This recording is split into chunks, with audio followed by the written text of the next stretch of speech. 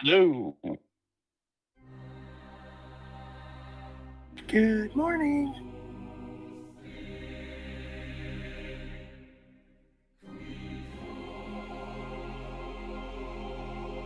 Looks like so far Lars's internet's holding out.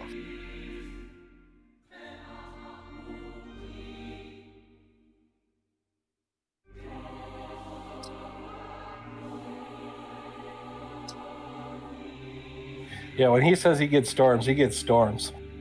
That's what Joseph was saying. By the way, Joseph's on his way. He has to use the restroom real quick.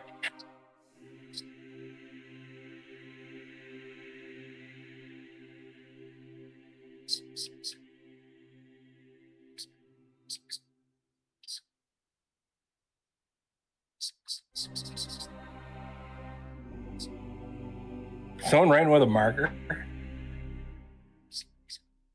Can you hear that? Yeah, what is that? Are you highlighting?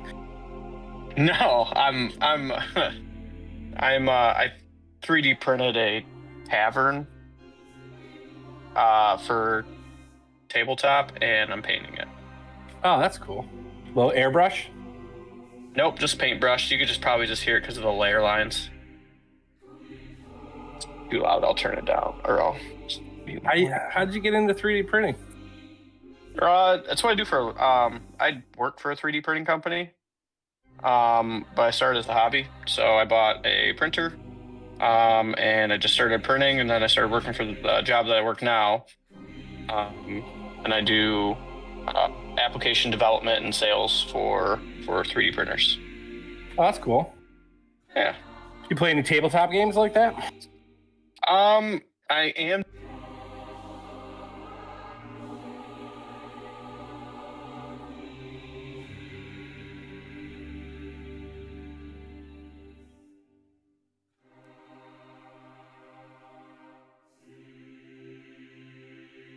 Dude, that's awesome. That's awesome, yeah.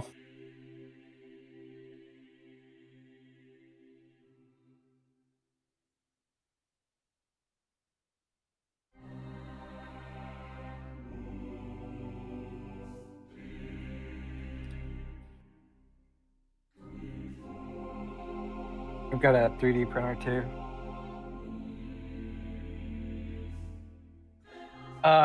I bought like the cheapest one I could get and just tried to learn how to use it and make it better.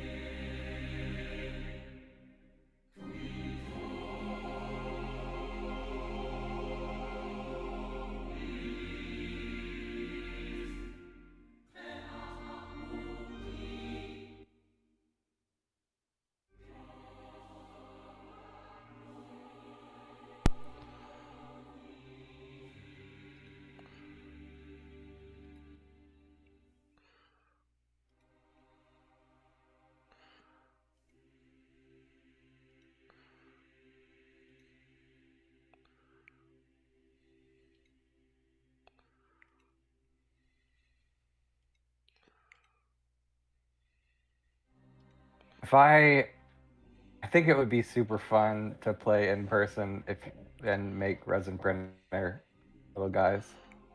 Yeah, it's messy and difficult, but it's actually easier to learn. It was way easier to learn than FDM.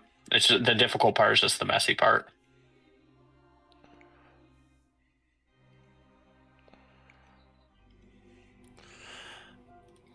Okay, welcome everybody tonight. Let's see if we can get going here on our game. Everybody's in. Heard you had a big storm coming through there. You know, we still have storms coming. So, we'll see how this goes. Lars, you do much gardening? You out here? Yeah, there's some gardening. It's rough out here where I live because there's a lot of wind. So, depends on what you can garden out here. Well, you on top of mountains? No, We're out in the high plains. So where I live, the plains in here are 66, almost 6,800 feet. So we're high plains. Holy shit! Okay. Yeah. So You get prairie dogs. You get prairie dogs. Oh, we have everything. We have prairie dogs. We have foxes, raccoons, mountain lion, Dang. deer, elk. We got deer. We got rattlesnakes, bull snakes. So You guys got rattlesnakes out there? Oh What yeah, the fuck? yeah. We have rattlesnakes. We have We have what they call wind scorpions out here. My wife just goes, "We'll never move to Colorado." They have these wind scorpions that are out here in the plains. They look like scorpions. They don't have the same kind of tail though, and they call them wind scorpions. So From flying in the wind. Not to delay any longer, but I'm curious. Do you have wild pigs? Well, no, we don't have any mean boar. We don't have any boar out here. No. In Tennessee, that is a real problem. Or Yeah. gangs of boar running around like a ruka Sounds It's in the like- woods. Yeah. Sounds like Tennessee, scary. like Texas. Texas is the same way, and Yeah. Florida, from what I heard. Parts of Florida have it real bad too. No, not wild boar. We have everything else though. We have all kinds of other things. We had a bear over the summer or over the winter. We had a bear roaming around down here too. So we had Dang. When you say bear, black you're talking big black bear. black bear. Yes, black bear. We have black bear and grizzly out here, but grizzly's way far high in the mountains. You'll see more black bear than you do grizzly here. So. Okay, how's everybody going? We're gonna get into this. Hopefully, we can get going and see how far we can get with this. Character-wise, the character sheets should be available to everybody on it. Let's go ahead and cover the last session we had, so we can catch people up to speed with what was going on. I don't know who wants to do that, if anybody remembers. If not, then I can get into it. But I remember pretty well. Maybe names are a little wonky, but our three characters were kind of meeting in the tavern, kind of agreeing to work together, and I think he's a little flamboyantly dressed guy came in and gave us a rolled up piece of paper or like a scroll. It said, come to Barovia and meet with, I think it was the Burgermeister or maybe a Baron. I can't find it in my notes, but someone important. It was the Burgermeister of yeah. the village of Barovia. Now, that's one of the towns. It is a smaller village within the lands of Barovia. So continue on. Go ahead, continue on. So we it said wait till the morning, but I think we got up and just left because that's how we roll. And we made it to the gates of Barovia. They were very spooky, very kind of foggy. We heard wolves nearby, and we found a corpse kind of off the side of the road. The corpse, I believe, contained a similar message to the one we had. Yep. Saying something along the lines of go rescue the Burgermeister. I think it was his daughter went missing. And it was very similar to the one we had, though. A friendly carriage driver showed up. He is with the Vistani, I think, tribe or gang. I don't know what they are, but and he was very friendly. He offered to give us a ride into the city, or the land of Barovia, where we were brought to the village. He dropped us off at the village outskirts. This village is really kind of a gloomy place. It's like something out of a Tim Burton movie. That's kind of what I was thinking when it was being described to me. The people don't seem very friendly.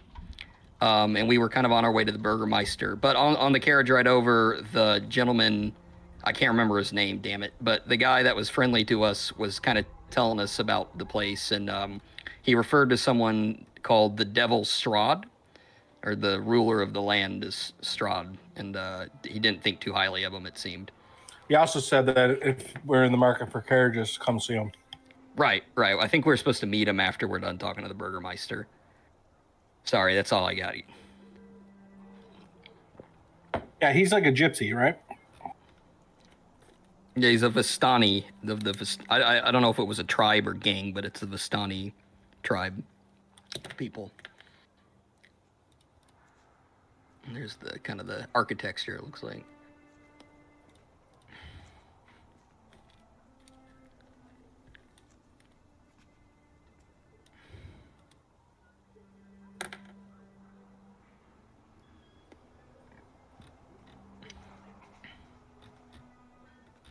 The Vistani. The Vistani. Oh, we heard a woman crying too up here on the. I believe. I want to say it's around there. Maybe I'm wrong. Didn't your mage hand look different too?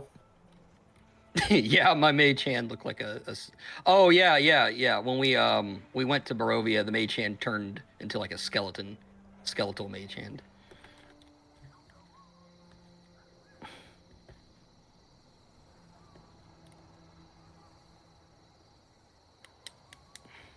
All right. Yeah. And so you're a wizard. I'm a paladin. Morag is a cleric, and Locke. What were you? A monk? A rogue.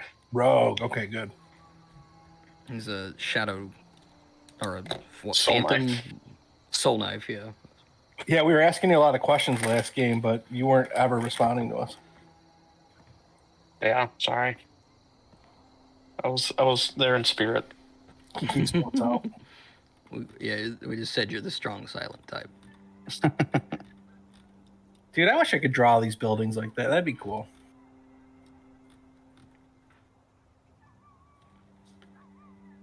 I think Lars DC'd. Oh No. Bro. well, The wax seals were different on the different letters that you found. Well, you found one letter, you were handed another letter. So the wax seals did not match up. That was one thing that you noticed on the two different letters. Both letters should be in your journal anyway, so you guys can look at that. You should have that available to you too, plus a good description of picture of the Vistani and the pictures of Barovians should be in your journal too. With that, yeah, you were dropped off in basically the intersection here. He told you if you wanted to head south, that was all the way at the end of the road was the town hall, or where the Burgermeister lives.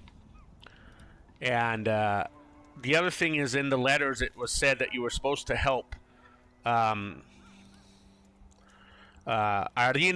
Koliana, and that is the daughter of the Burgermeister. That was who you were supposed to come and try to help. That was the main reason that you guys left the tavern there over outside of Daggerford and made your way down the road, engulfed in a seriously thick fog, ended up in this lands that are nowhere near home, nowhere near Sword Coast, and nowhere near Daggerford anymore. Yeah, so that's where we're at.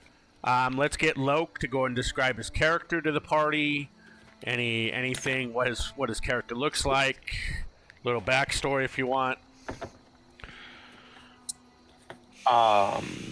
So yeah, I'm a Locke. He is a soul knife rogue, white hair, kind of almost palish gray skin, or maybe a little blue. Just kind of kind of almost silver eyes. More in the silent type. And for right now, his backstory is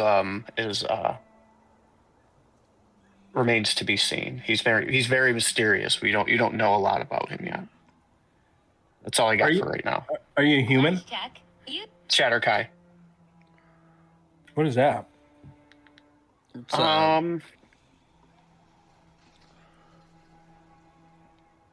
It's an elf that's from the Shadowfell. They're like, they worship the Raven Queen. I played one time.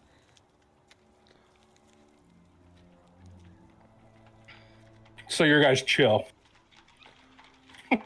Until he's not. Right. Something tells me that Dark Elf's been to these lands before. I hope to pave these roads.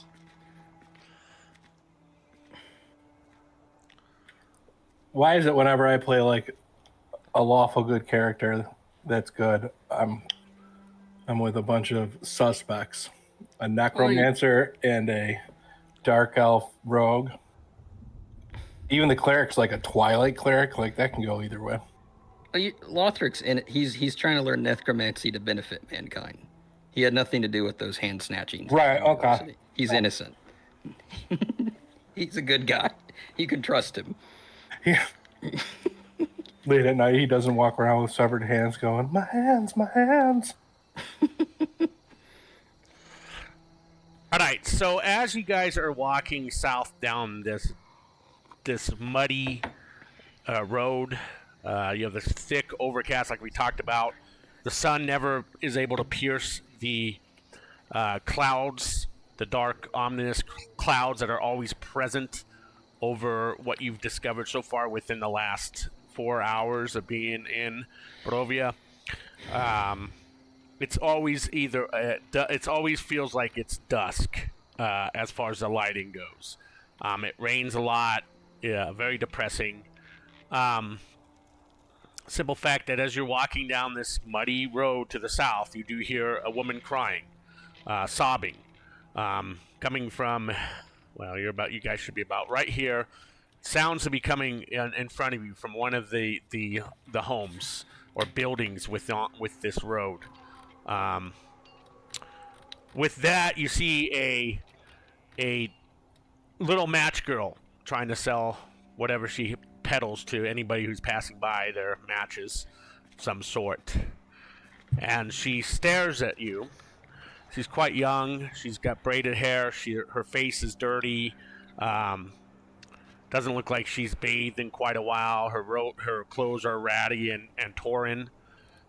She's barefoot. Her feet are muddy and wet and muddy looking. As she kind of stares at four of you. Very, you're strangers within the town. Most everybody else who sees you coming hurries across the street and goes into a building of some sort without saying a single word to you. I'm gonna kneel down and ask her what she's selling. She says this, she looks at you and kind of like nothing comes out because she's more frightened of you as you come towards her, but she doesn't move. She's frozen with fear. But you see on her boxes they're matchsticks, loaded up inside the box she's trying to sell. I'm gonna tell her, don't be scared, young one. I'm not here to hurt you, and try to do a persuasion check to get her to open up a little bit. Okay, you can roll a persuasion check for me.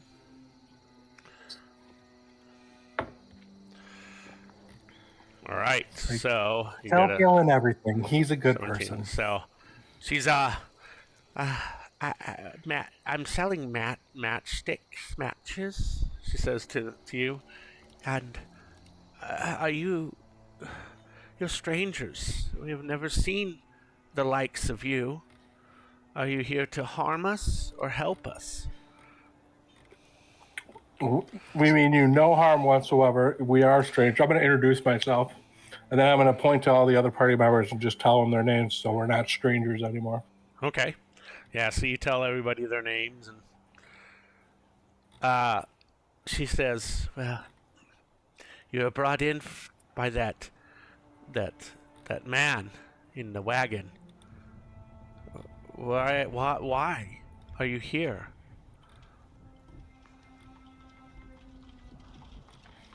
I would say we're here to help. Oh. To free us, she says. Free from what? Like, are you not free? From the dark master, she says. She whispers to you. And she kind of looks around to make sure no one's hurt her. She said that. I'm gonna look around too, and be like, "What the hell is going on here?" I'm gonna be like, "Perhaps." Maybe. And I'm gonna give her a gold coin for some matchsticks. She hands you a couple handfuls of matchsticks for the gold piece. Thank you so much, sir. Maybe Ismark is the man you should see if you're new to the village and you come to help. She points over with her kind of dirty fingers and hand, and she points over to this direction. If nobody can see the map, let me know. And she says that's the tavern there. That's where Ismark is. Could you show where the tavern is? I can see the map, but I didn't see your ping. Yeah, so right here is the tavern. All right, thank you. She says, Big building. maybe there you speak to Ismark, and he should know you're here to help from the darkness, the Dark Master. All right. So Ismark, some small girl selling matchsticks told us about Ismark to go to the tavern. Okay. My tower. Well, thanks for that information, and hopefully you get a lot of good sales today. And she kind of just nods, tries to do a curtsy to you, but it's hard for her to do in holding the box of matchsticks.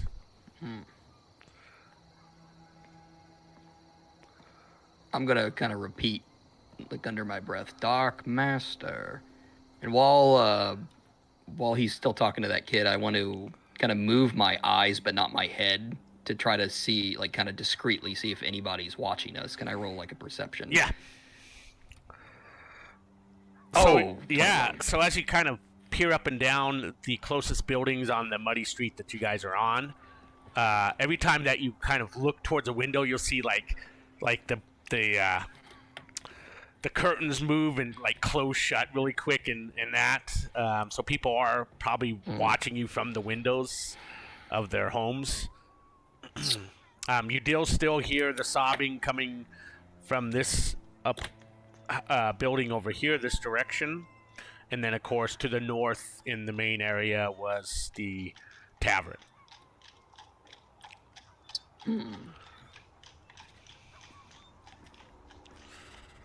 If my math is correct, I believe we were supposed to.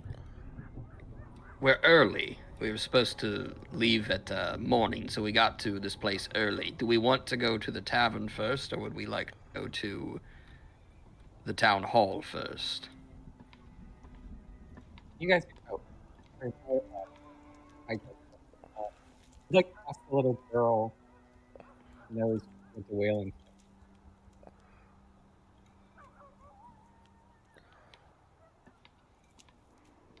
I mean, it does. I guess it really doesn't matter to me, but Okay. I I think also don't want. I don't want to get like 17 different things to do and then be like, "What do we do?" Yeah. Yeah. Alex, were you saying something? I think you were kind of soft. I didn't hear. You're kind of cutting out. Yeah, can you guys hear me? Yes, I can now. Said I'd like to step up and ask the little girl if she knows where the wailing is coming from. Oh, okay. Yeah, she kind of looks a little frightened to you, and she says, "That's Mad Mary in her townhome."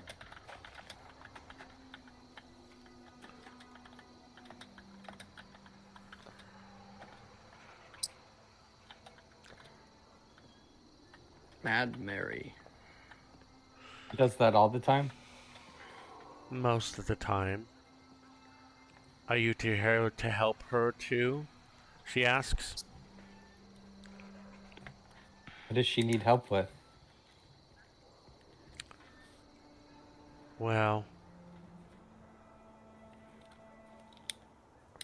supposedly her daughter's missing. I'm not supposed to say anything. Please don't tell anybody I said that.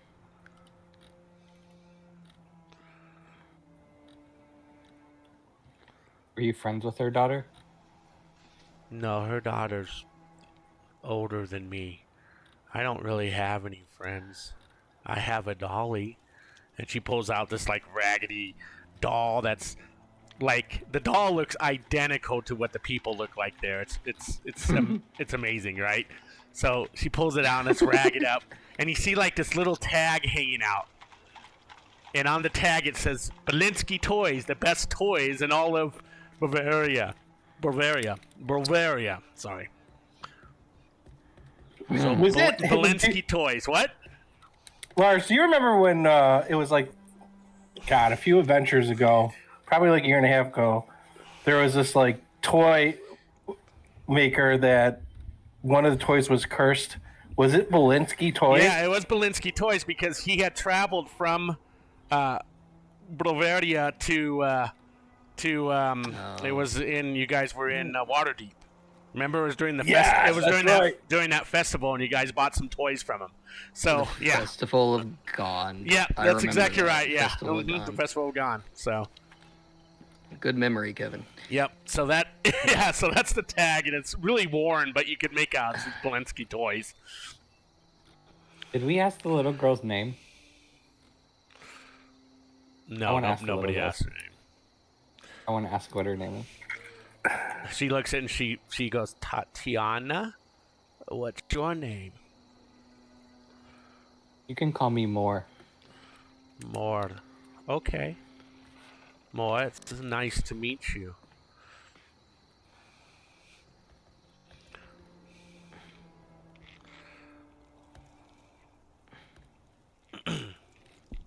Should we go to the town hall?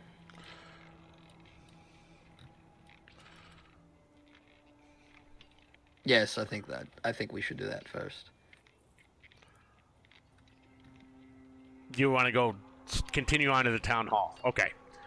Yep, town hall. Where's is the tavern on our way? No, it's behind The us. tavern's actually closer, so the tavern's closer than you are easily to. So each square is 40 feet, so you're roughly 40 feet from the tavern, where you're much further away to the. So it's up to you guys. It's up to you. What do you guys want to do? Either way, I mean, we'll hit them both up regardless. Who cares? Okay. So what do you guys decide? That they heading still south to the town hall, the Burgermeister's mansion? Okay. All right. So you continue to walk through the slushy, muddy streets, and virtually, if anybody crosses the road, they cross the road quickly in front of you or behind you, and quickly get into a building with it as you continue walking. When you stand about right here, you're right across on your left side here is this townhome that Tatiana had pointed to, where Mad Mary was at, crying, sobbing. And so you hear it distinctly now, right at the townhome. A moaning sob floats through the still gray streets, coloring your thoughts with sadness. The sounds flow from a dark two-story townhome, and that's the one that's located right here. I'm gonna stop for a second and be like, guys, it's just not my nature to ignore this. Do you mind if we stop and see what's going on? Of course. Go right ahead. I'll wait back here. I kind of cross my arms over my belt. So you walk up to the front door, and Yeah, Dalen gives Mort a look like, or not Mort, sorry. Walker. Mort. A look like I guess what? he was legendary. Like, really, dude? Mort was very legendary, but he's still thinking about Mort. Jeez, I'm trying to get away from that. But I'm kind of keeping Overwatch. If something happens, I'm going to shoot a magic missile. Yeah, so you see your the back. door is shut, but as you look at the windows all look boarded up from the inside. But you can hear sobbing, and roll me a perception check. Yeah, you're not sure what floor of the townhome, if it's the first floor or second story of where the sobbing is coming from. But yeah, you do notice that all the windows are boarded up within the house. Each window of the townhome are boarded up, but you definitely can hear someone sobbing. Yeah, my wisdom is not. I'm not the wisest paladin. I mean, I'm gonna say- mine's only a +2, so I'm going to say a quick prayer and then knock on the door. So so you knock on the door and there's no answer to the door.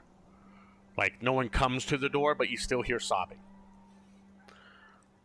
Is the sobbing coming from the first, second floor? Well, you couldn't tell with your perception check. I'm be like, do you guys hear that sobbing? No one seems to be home, but I keep hearing someone sobbing. I'm gonna look at our dark elf over there that's been very quiet. And be like, are you crying? Locke just kind of just keeps staring ahead, trying to figure out the situation. You can tell he's kind of just casing the joint. I'll step up and see if I can hear what Valen's talking about. Can I do a perception check too? Yeah, roll me a perception check, please.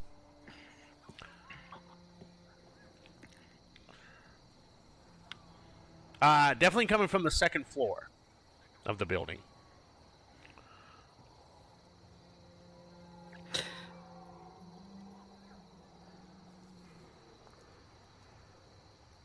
Could I, if nobody else has a better idea, could I maybe use my mage hand to wrap? I know the windows are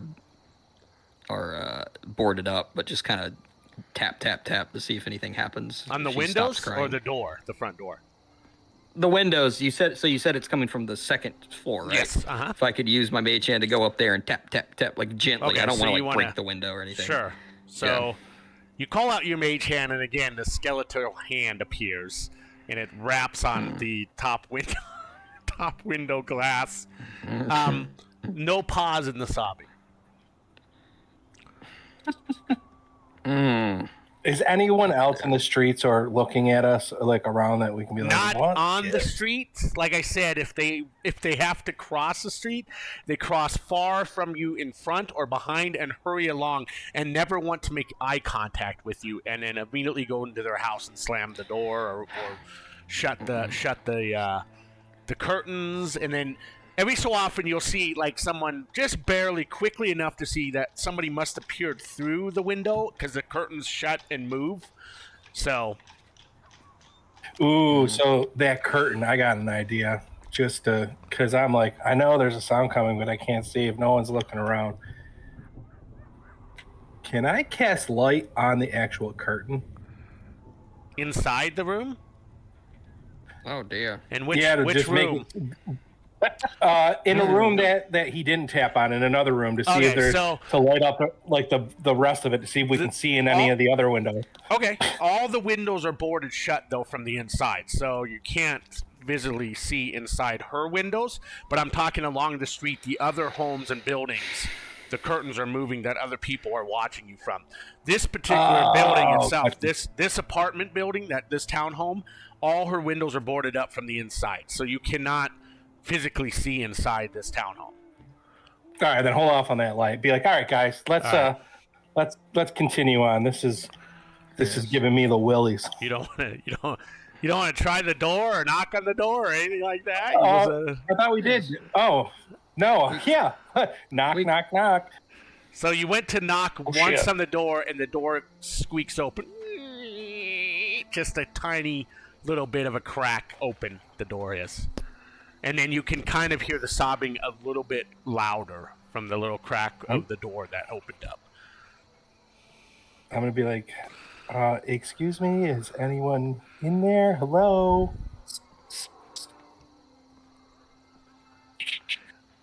Are you looking up and down the street at all or anything like that? Or are you guys directly on this townhome?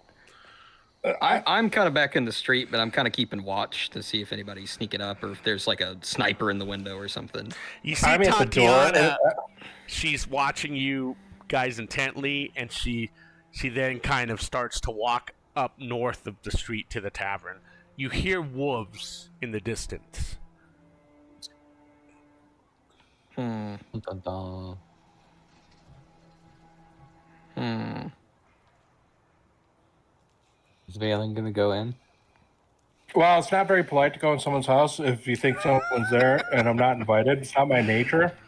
So I'm just going to wait and see if anyone responds, but I'm getting the feeling that this is some sort of setup. Okay. Maybe we should ask the Burgomeister about this place. Now that I can I see inside just a little bit? Any object? It's can pretty cast dark light on? with everything boarded up. There's no candle lit. There's no lanterns lit. It's pretty dark inside there, but you can kind of make out a small like room that has like there's a wood burning stove kind of up against the north wall. And then there's like a kitchen set up, not like a stove, like a wood burning stove, and that towards the what you can kind of see glowing. That's about all you can see with your vision. And there's like a wood burning stove in that room, and then it looks like there's some stairs that kind of go up in a hallway. That's about what you can make out. All right, I'm gonna grab a rock from the street, cast light on it, and just roll it in there. Okay, that's a good idea. All right, so you roll it on inside there, and yeah, you can see, Be like, now maybe I can get their attention now. Hello. yeah. So Give gas. So there is a more description of the house. It's pretty dilapidated. The floors are in pretty bad shape, but you see the glow, definitely the glow of a potbelly stove or some kind of stove, heating stove, and then definitely it's like a kitchen where there's a wood burning stove that way where they cook on, and then it kind of there looks to be like an opening to another room, and then definitely stairs that go up. And no one responded to me like hellos. Nobody's there. Nobody, from what you can see, there's no movement, no shadows moving within the room that you threw the light in. I'm gonna say, if you're in danger, continue to sob. Yeah, there's definitely still sobbing going on. I'm gonna look at the rest of the party and be like, well, that's my cue, and I'm gonna open the door and step in. Okay, so you open the door to step in, and I think only you're going to see this map at the moment because everybody else is still on the street.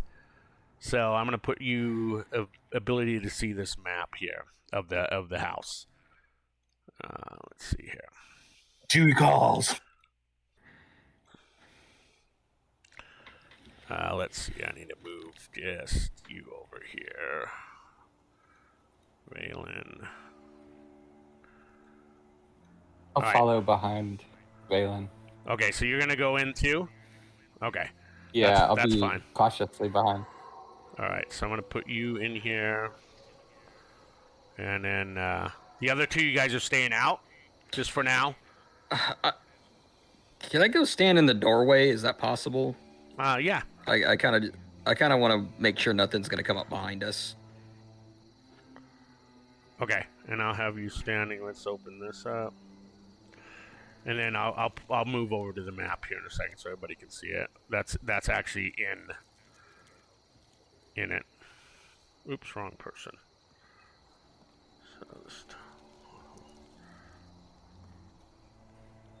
Am I able to stealth at this point? If you'd like, roll me a stealth check. But yes, if you want to go stealth, you can. I would like to. Whoa, these maps are sick. All right, let me. Okay, you can see that map. Okay, so hold on. Let me get everybody else who's in the map here over to the map. That's gonna be. Is this Lars? Is this like an upgraded like thing of Strahd? This is some of the. This is some of the maps, yes, that are available in it. So okay, so. Oh, sorry, I didn't mean to spam that. I couldn't see it. I was like, what the hell is happening? I apologize. I'm gonna take the first one. I think it 23. Was the first. It's a 23. So you're stealth in the Jesus. All right, you're stealth in the street there. Okay, kind of. I guess you're taking watch. I'd be like out. Well, yeah. I guess like kind of like on the side, like could I be at like the side by back to the house, but kind of like looking out like outside of the door. Okay, yeah, we can do that. Okay. Let me put you in here.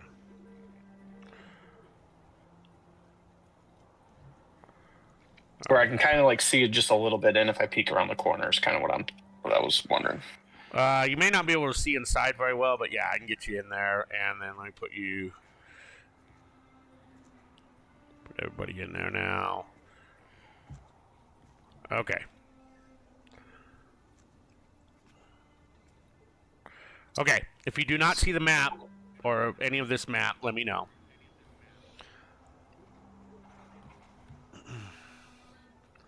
Okay, so I mean, for me, I see it all black, but that's probably intentional because I'm not in there yet. well, no, you shouldn't. You're there on the map. Let me make sure your token is all good. No, it's not. All right, let's set you up.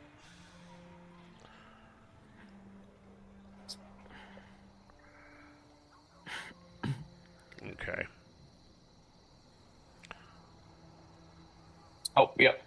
I can see a tiny bit. Yeah, perfect. Well, hold on. It's I gotta see what your class is here. It's an elf, right? So 60 feet. Shatterkai. Yeah. Let's see here. So we got. Let's see what your features and traits.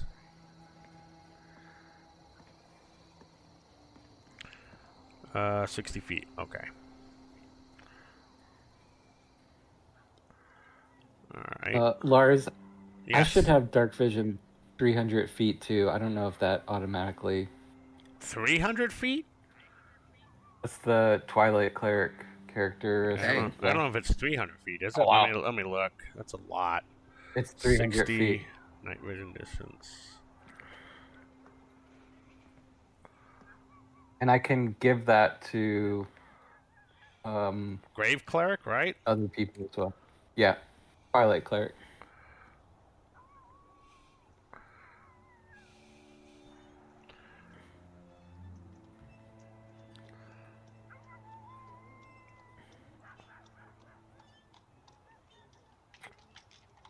All right, hold on a sec.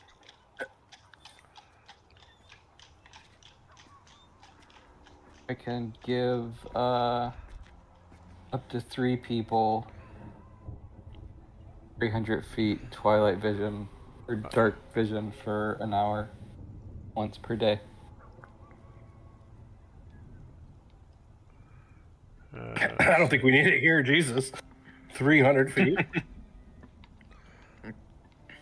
Just a beacon of light in these dark times. Mm-hmm. I got dark vision. It's both of you guys are elves, right? So you guys would have it. I'm an Asmere, but yeah, essentially. I've got 60 feet, so 300 might come in handy later on.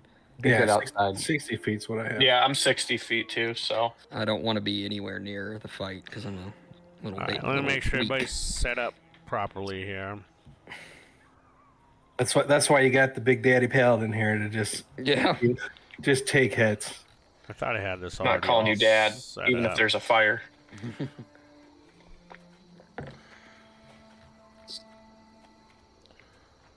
Super weird. Yeah, it's been a while since I played the front line. It's gonna be nice. Not having.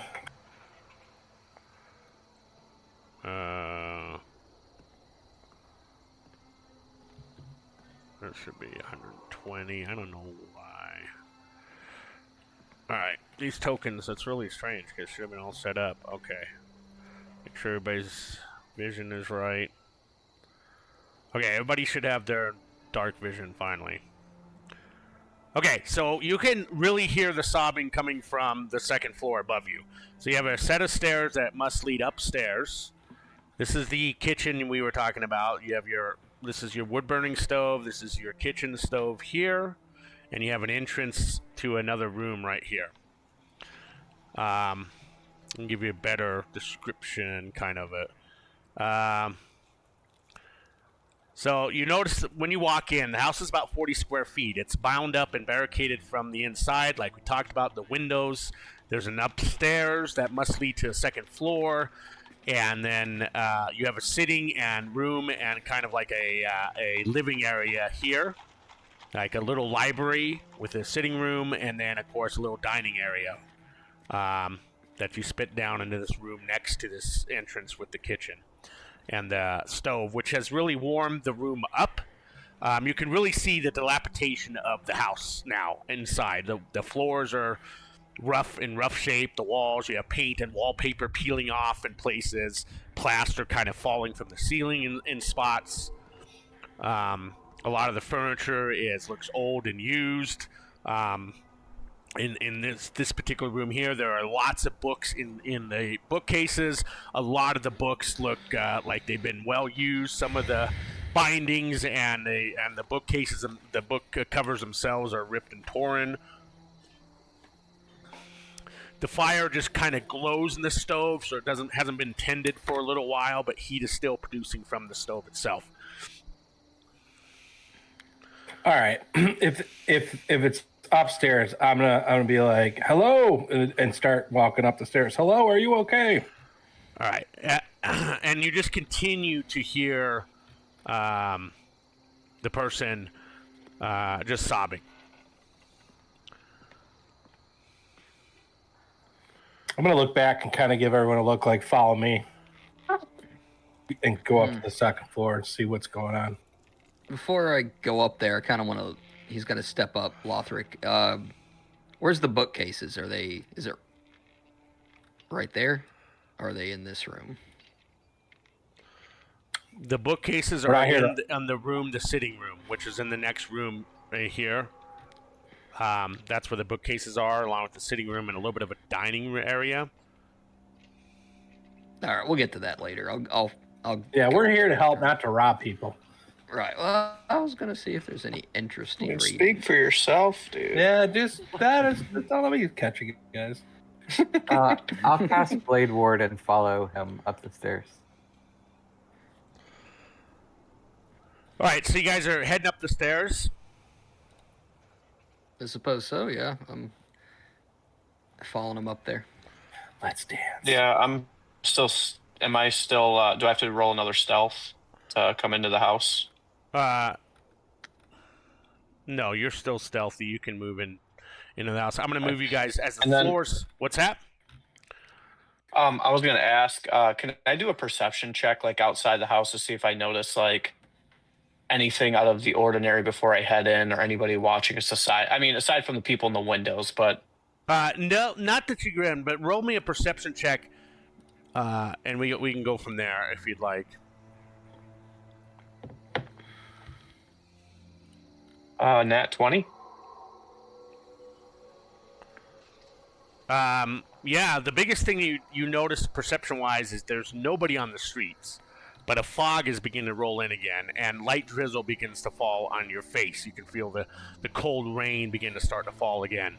The wolves you hear seem closer as they howl than they were when you were on the streets earlier, before you approached the apartment. And we're about 9-10 o'clock in the morning now, so as far as the day goes. But like I said, with the sun being obscured by the thick clouds, always this constant overcast of clouds and stormy clouds, it feels more like you're looking at dusk. It's always that kind of dusk feeling where the sun's setting and it's not very bright out, ever.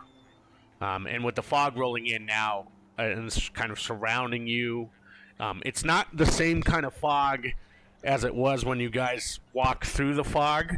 It's not as thick, and it's more of a storm kind of fog that you're feeling than it was the fog that you walked through in the very beginning here to get here. Can I roll, would it be probably investigation on the fog? Would that be right?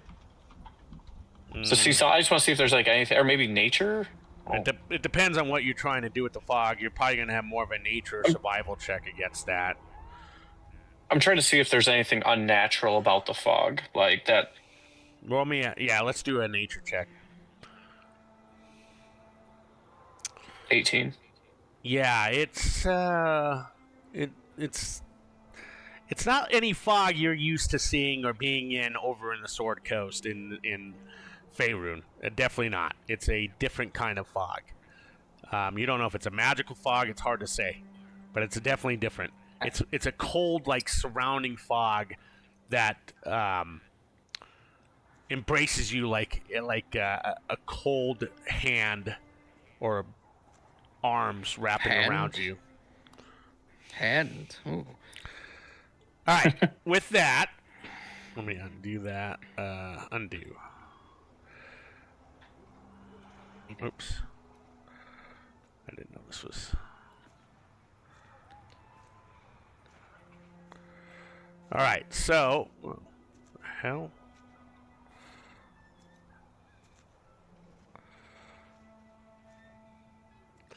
Okay. With that, you head up the stairs, right?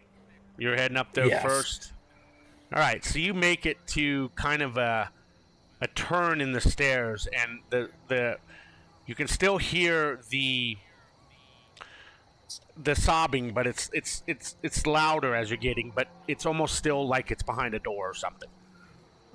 When you get to that, let's get.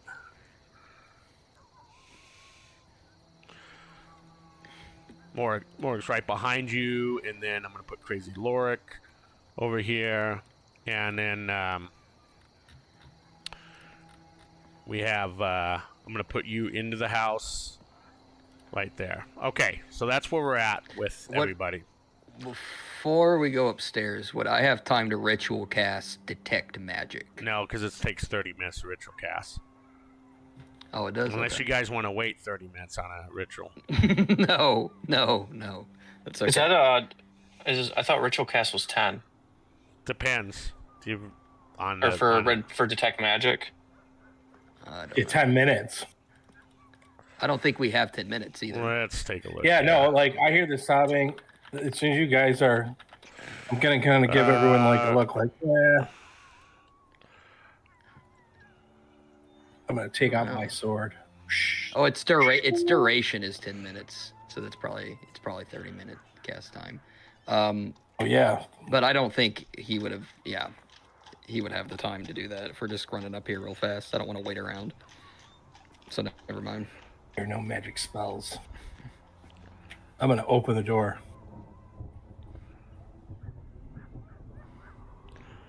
Which door are you? There's as you come up the top of the stairs, the landing there. You see there are 2 doors there. Yeah. Ooh.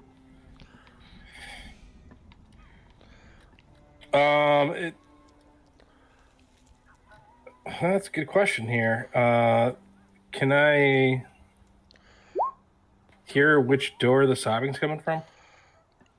Yeah, you can definitely make out what door it is. Hold on a sec. Let me make sure that we're.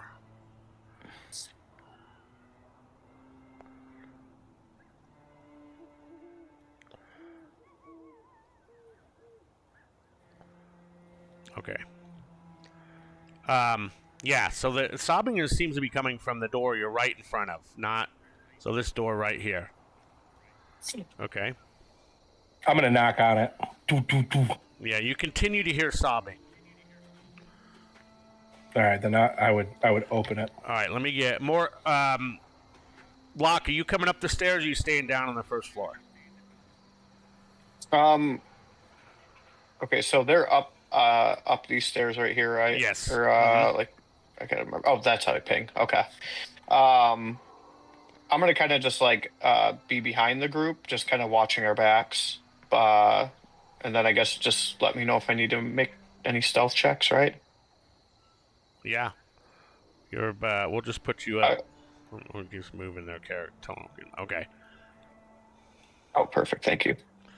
So everybody is now on the second floor of the building. Yeah. So there's a door there. You're gonna open the wooden door. It's a very paint peeling old door. Are you gonna open it up? You should be able to open it up. It's not locked. Yes, please. You can click on that door. You should be able to open it. There you go. You open the door, and I'll give you a quick description of what's happening in the room. You see a woman, a human female, sobbing with her head down. She's kind of like cross-legged, head down, sits in the center of the floor of this bedroom. She looks to be clutching a doll of some sort. It looks a malformed doll. And she's just crying. Her hair is stringy and dirty and kind of hanging around her face, so you can't really see her face. As she's looking down at the doll, sobbing in tears, she's dressed in the typical dress of the people of the village. This drab clothing. She has a kerchief around the top of her head, but you can see the strands of brown hair kind of falling down as she's putting her head down. She's wearing the typical dress style of the people of the town, of the village, and she seems to be lost in this sorrow, not really recognizing that you've come into the room, and says nothing, but continues to sob as you see her in the door there, the doorway. If I move up a bit, looking at this person with my, he's only level 3, but I'm sure he's studied some necromancy. Can I tell if this is maybe a spirit or like a flesh and blood person? Give me an Arcana check. Gotcha. You never know. You never know who's a ghost and who's not. 16. Now, she seems pretty with a physical sense. Not as a ghost or a spirit or anything like that. I'm going to sheathe my sword, and I'm going to kneel down and just gently touch her shoulder, like, ma'am, are you okay? Like, are you catatonic? So as you say that kind words to her, she lifts her head up, and you can see her cheeks are red and her eyes are red and puffy, and tears are streaking down her. And it looks like she's been crying for quite some time. And she begins to speak. My daughter, Gertruda, I have hid her away in this house her entire life. But Gertruda is a teenager now. She broke out of the house a week ago and has not been seen since. I fear the worst for her. I believe the Dark Master may have done something to her. All I have left is her doll here that I hang on to. And you see this malformed doll, and has a strange leer, and it wears a sackcloth dress. It's probably something that her daughter has had, Gertruda has had since her youth. And maybe even longer, maybe even the mother had the doll that passed down to Gertruda. Again, there's a tag that's just worn and very frayed. And then again it says the great words of Belinsky Toys: is no fun, is no Belinsky. So it's not a Belinsky house. Well, if it's not fun, it's not Belinsky, so obviously it's a Belinsky doll. Oh God! His catchphrase. It's Belinsky's catchphrase exactly on all his toys, except for the toy that Tatiana had. It was a little bit different on it. That wasn't a Belinsky's.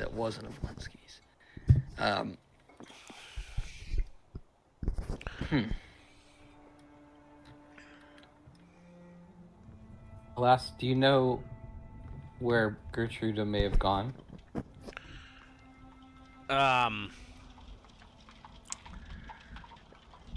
She's very concerned, as you question her, that Strahd would have taken her if she ran away, and she she believes that the cursed devil Strahd would probably have gotten her daughter, and that is why she was crying.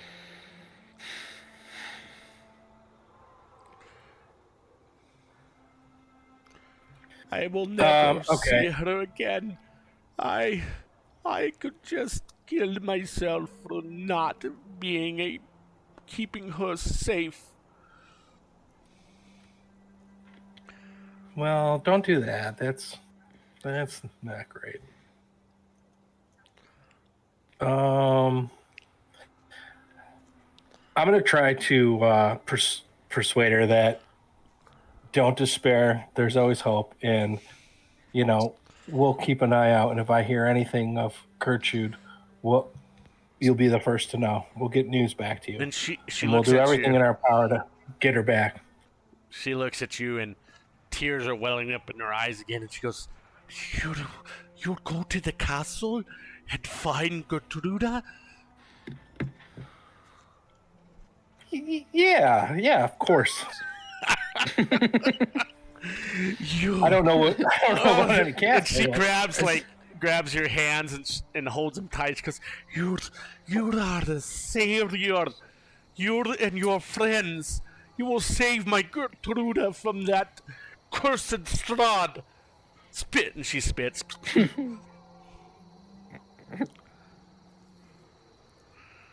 Yeah, and I'm going to ask her to tell us about Strahd. Strahd. I cannot speak what he is. He will come at night and he will kill me too. And I want to be able to see my Gertruda again. I don't want to be dead from this Strahd. No, he is an evil, dark soul. Can I do an insight check just to make sure that I'm not getting any funny vibes from this lady? And see Yeah, if she's sure, go actually ahead. genuine? Yeah, you really believe that she's telling you what she's saying is absolute, pretty much true. She's Okay. most of the people in the town, the village, are very afraid of Strahd, but also are, don't want, they don't like him. They dislike him. They think he's the devil. He does bad things. He's not but he rules over the land, and they're scared of him, and of everything. And he's very, very powerful, deadly, scary things. Most things that they've heard, most of them probably haven't actually physically seen him do these things, but tall tales and actual tales of stuff float around the cities and towns of it.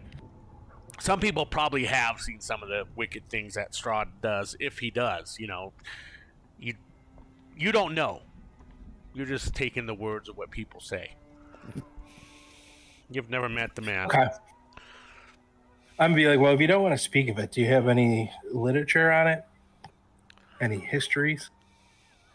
We saw a bookshelf downstairs. She looks up at you and she says, "You'll find Ismark. He is the man you need to talk to. Find Ismark." Ooh, that's the second time someone told us. Okay. And then one last thing, if whoever's carrying the notes, like I've got 'em. show her the different seals. Maybe this lady can tell us what these seals are.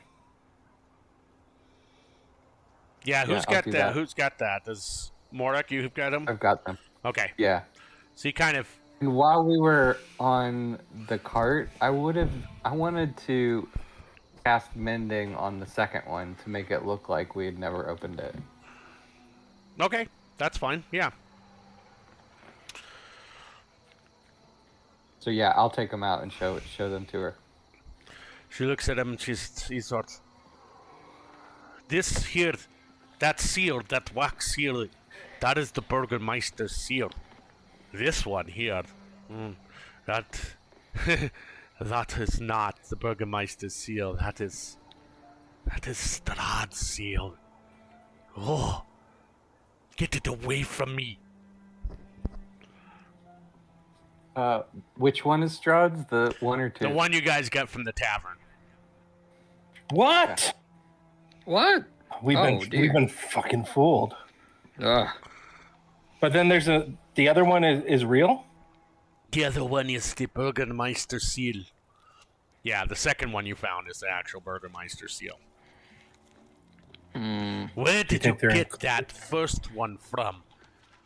It is not the Burgermeister, even though it says it is the Burgermeister. That seal is definitely Strahd's seal. I believe we got it from a man named Arigol. Arigol? I do not Yeah, he know. was a Vestini or whatever they're called. Vestini!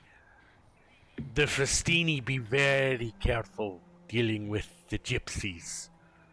Yes. I'm going to take offense to that a little bit because I'm a gypsy as well. Like, hey, whoa, we don't like that word. Well, that's what she says. Be wary of There's the a lot- gypsies. I'm going to kind of step up here. They have black magic. Be very careful, she says. Well, to you. let's just take a moment here. You are blaming a lot of people for being gypsies and dark masters and hand snatchers. Maybe these Wait, people are just she goes- misunderstood. She goes, hand snatchers? What do you mean, Yes, hand yes. snatchers? And he looks at, and she Well- looks at you, there, Valen. What does he mean, hand snatchers? I never said anything about hand snatching. Lothric's going to get into it like, well, back in my university days, and he's going to start just telling her the whole story. And it's going to end with, I'm not the hand snatcher, though. I was framed. Where does this come from? It's not about the hand snatcher, it's about Strahd. Yes, And my yes. How do we daughter. know he's... Where was your daughter's room? Maybe she left The behind one some I'm clue. in right now. Oh, all right. Oh, jeez. I didn't get a good look at her until I came. He kind of comes in here and jumps. I kind of described her to you guys before it went... So... She does a jump scare. Poor lady, like, oh, Jesus Christ. Oh, God. Oh. Did somebody do an investigation check just looking for clues, see if there's anything we could find this hag's daughter? Let me do. See if. Oh, a 9. Nothing. Yeah. Yeah, so the room is pretty bad shape, too. Everything is tore up and old. It's mostly old and more of your poverty style or poverty level is what this house and this rooms remind you of here. And a lot of people in the town of Bavaria is poverty level. Can I like sense an intuition about if there's anything otherworldly or like magical or not human about her situation? You can run an Arcana check also, if you'd like. Yeah. No, she's very much physical form. She's very much human. She is not a vampire that you can tell, or a werewolf you can tell. I don't know how you can tell with either one of them. But, yeah, she's a regular citizen of the town itself, of the village itself. So...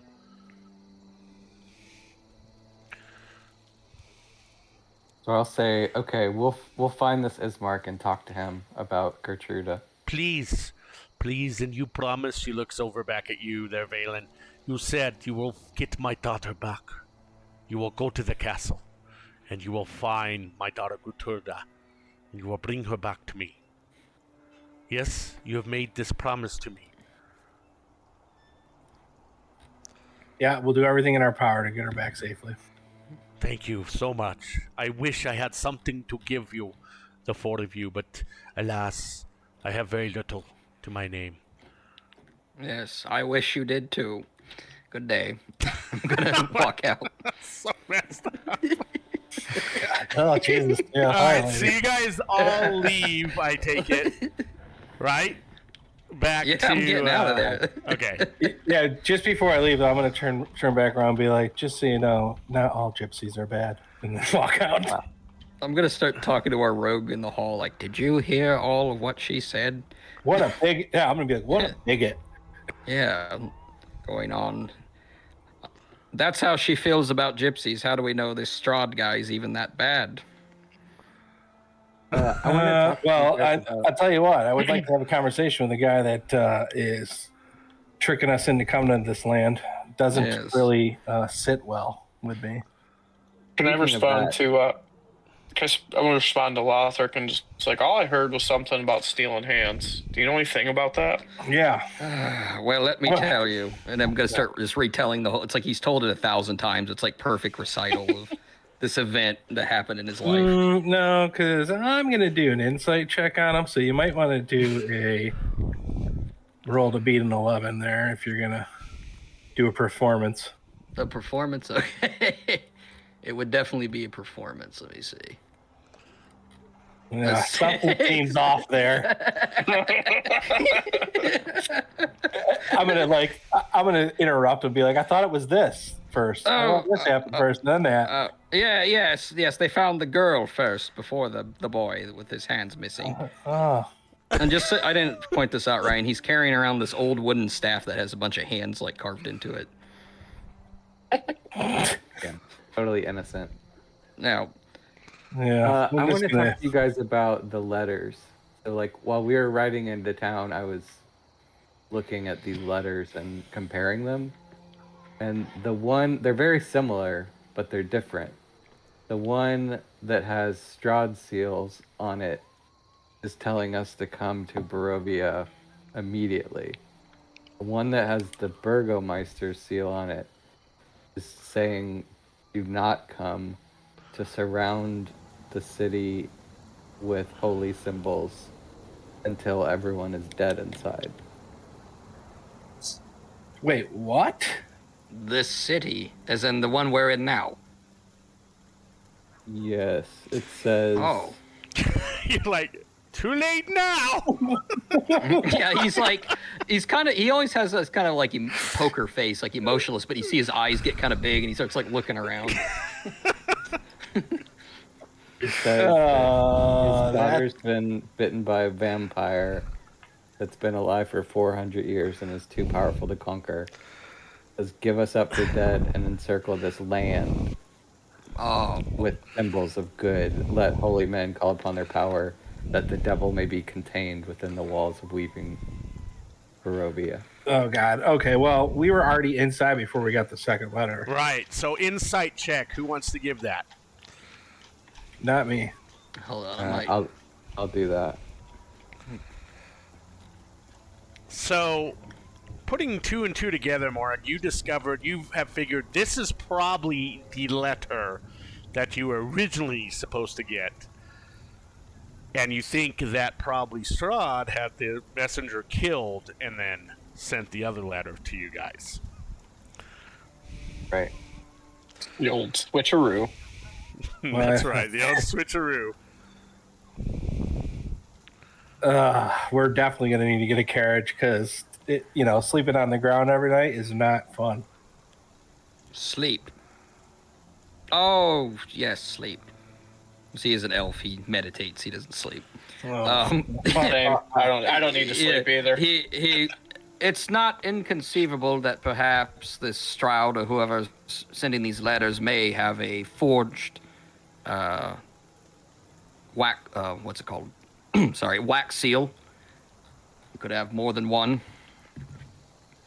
Sending them out in different pretenses. Could be. We won't know till we... Could, yes, but just throwing all the options out there. I guess we won't know until we talk to this Burgermeister. So stepping back outside of the townhome, the rain has started again. It's a light rain. It's a cold rain. It's always a cold rain. And it's foggy. Like I talked about earlier, the fog was beginning to roll in. In the distance, you're constantly always hearing the howls of wolves. These are further away now than they were originally when you first were in the townhome.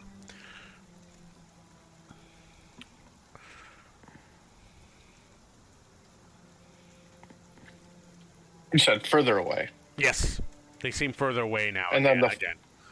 Earlier, they And were then the seeming fog is close. The fog is still there. It's still a fog with a light rain, a cold light rain coming down on you, and it's beginning to puddle on the muddy streets. Is there Tatiana, is the fog Tatiana, kind of like still thick? it's pretty thick. It's not Or is it? like thick like pea soup, but it's there. It's present. Your distance, your visibility distance is about 20 feet, 30 feet tops with it than when it was earlier in the fog.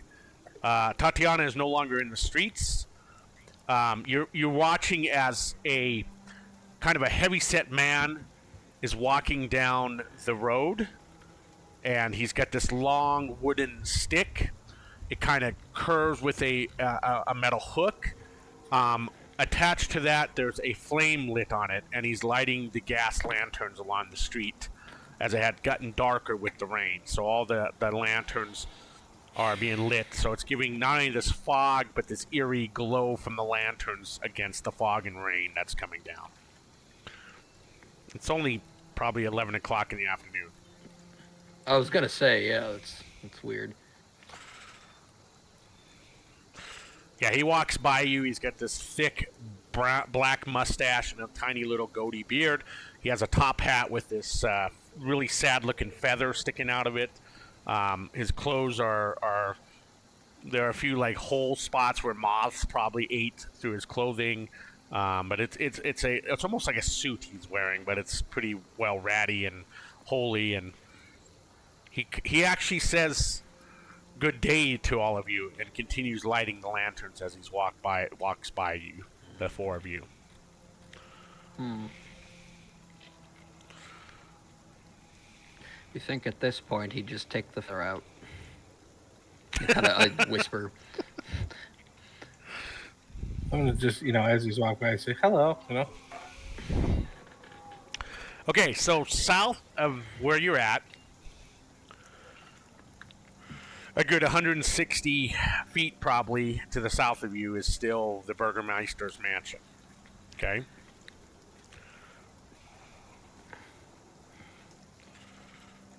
Okay. I say we North or continue on. south? South. I vote. You continue heading south? Okay. You're sloshed through the that's my vote. muddy roads again. Nobody's on the streets, and if anybody's watching, they're watching from the windows and quickly close the curtains if they're caught. You guys catch them through even your peripheral visions. But yeah, the streets are empty. Once in a while, somebody will cross behind you, a good 40 feet or so behind you. You can hear them. You could even turn around and see them quickly walk past you, behind you, 40 feet, and into another building or something like that, or down an alleyway.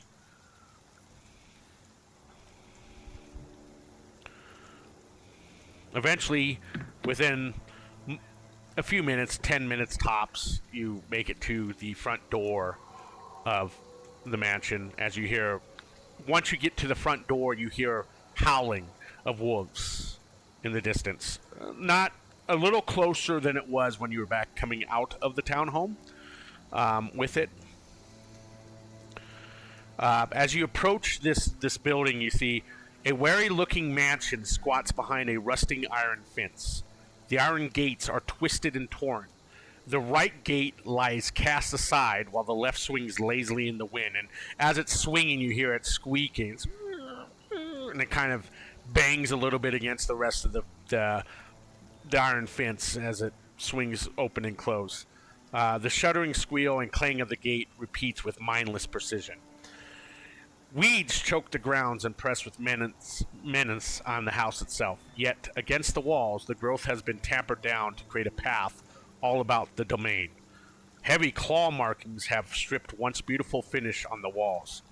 Great black marks tell of the fires that have assaulted the mansion. Not a pane nor a shard of glass stands in any window. All the windows are barred with planks, each one marked with stains of evil omen.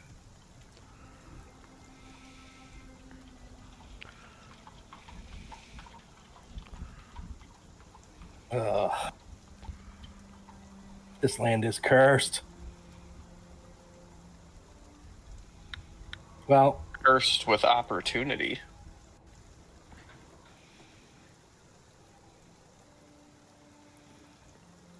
Yeah, well, let's knock on this door. Let's get to the bottom of this letter nonsense. Can I do a perception check to see if, like, looking at the house to notice if there's anything kind of watching us or anything? Actually, can I just do a perception check to see if I sense anything kind of watching us? Yeah, please do. Throw me a perception check. Oh, it's a 13. Yeah, so... Actually... No, you're fine. Let me go on. Yeah. So, Okay. with that perception, not that you see anybody watching you, but more along is that you take a notice of the house itself. You see the discern trampled weeds all around the mansion, as well as scores of wolf paw prints and human footprints. You see these large, huge scratch marks, which are done by wolves of some sort. But another humanoid creatures were making this footprints and these scratch marks. It isn't just wolves. Something else, like almost humanoid. Can't tell from the scratch marks themselves of what have been scratching at the walls and wood and doors and anything that's visibly reachable on the house itself. I'm going to remember from talking to our friend Moore here that they are, I believe, associated with like lycanthropes. Like they knew, if I'm recalling this correctly. So I'm going to turn to her and ask, do you think this could have come from a werewolf? Hard to say. You can do an investigation check on the scratches if you want, Morik, and I'll let you know. Okay. 16. Yeah, I also want to look at... Yeah, go ahead. Oh, go ahead. No, you're fine. Oh, I was just going to, like, check out the... You said there was, like, wards on the windows? There's what? You said that there was, like, writing or wards on the windows? They're marked with stains of evil omens. There's not in the sense of wards, but something evil has been... It's just the way they wrote it. Something evil has been marking and scratching the walls and windows. Okay, so I'd be interested in investigating that too. Yeah, so investigating those, you would think wolves would have a hard time reaching the windows. You possibly would think more of werewolves and things like that. But more along the lines, it could be maybe not humans, but like as you investigate closer, you see like a tip of a finger attached onto one of the scratches on the wall of the wood. Like a finger, like a tip of the finger came off as it was scratching. Whoa, like a human finger? Yeah, but it's not. It's not flesh color anymore. It's like a grayish color, like it's dead, like it's been dead for a while, or it's been sitting there for a while. It's more of a grayish greenish color. I pick it up and ask Crazy Lothric if he is interested in this digit. His eyes are really beat big. Me to it. His eyes are kind of big. Well, I suppose if no one else will look at this finger, I suppose I can. I'm gonna try to use my mage hand to grab it and bring it into my grip.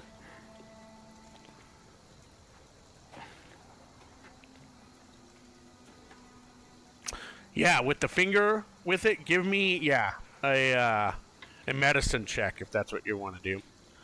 Yes, I'm going to handle this finger and observe it. Oh. No, no idea. Belong. However, Morik looks at it, and Morik sees it, and it's like, well, this is off of a dead finger of a dead hand. More like, maybe like it's been dead. Yeah, it's been dead for some time. It's not just recently, like, dead. You think it might be a zombie finger from a zombie. This was done post-mortem. Well, this is no use to me without the rest of the hand. Not that hands are useful to me at all, but... Of course. And he puts it in his pocket. Yeah. Do you have like a bag of hands and fingers? No, why would I have that? What if we find the zombie that it belongs to? You're gonna give it back to him? Yes, this could broker some uneasy peace between us. Anyways, let's go see this Burgermeister. Oh, yeah. Let's. Do we knock on the door already?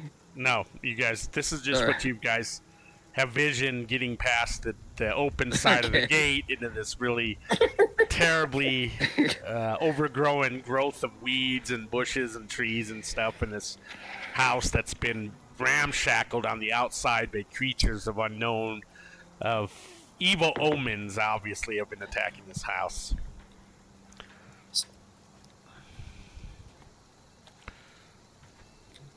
All right, you guys are there All at the right, front door of it. Oh, I'm gonna take my hood down and then knock on the door. It takes a little bit, but then you hear a soft voice from behind the door, and it is a thick wooden door. It took you like a heavy amount to hit it, right? Claw marks, deep claw marks all over it. She goes, I'm gonna "What's that?" while we're waiting for someone to come, you see me take my perfume bottle out and just sprints a little on me, put it back in. As the rain kind of washes it down your front of you, as it's because your face and that's all wet now from pulling the hood off, as it's raining pretty good.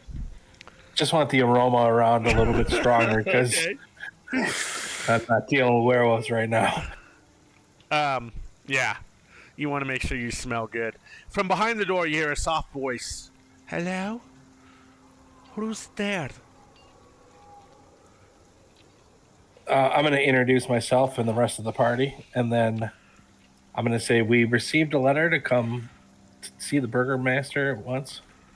I'm sorry, but I cannot open the door.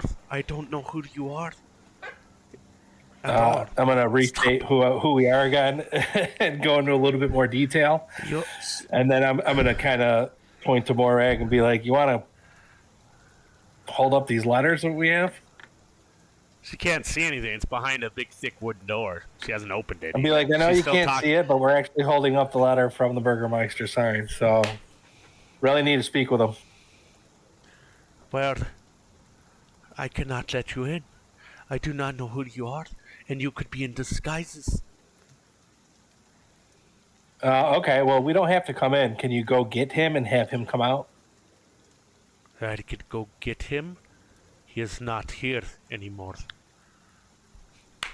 Oh. I am, and as you told her the name, she finally says, my name is Irina Kolyana. I am the daughter of the Burgermeister. But I cannot. You're who we're here to save. I'm sorry.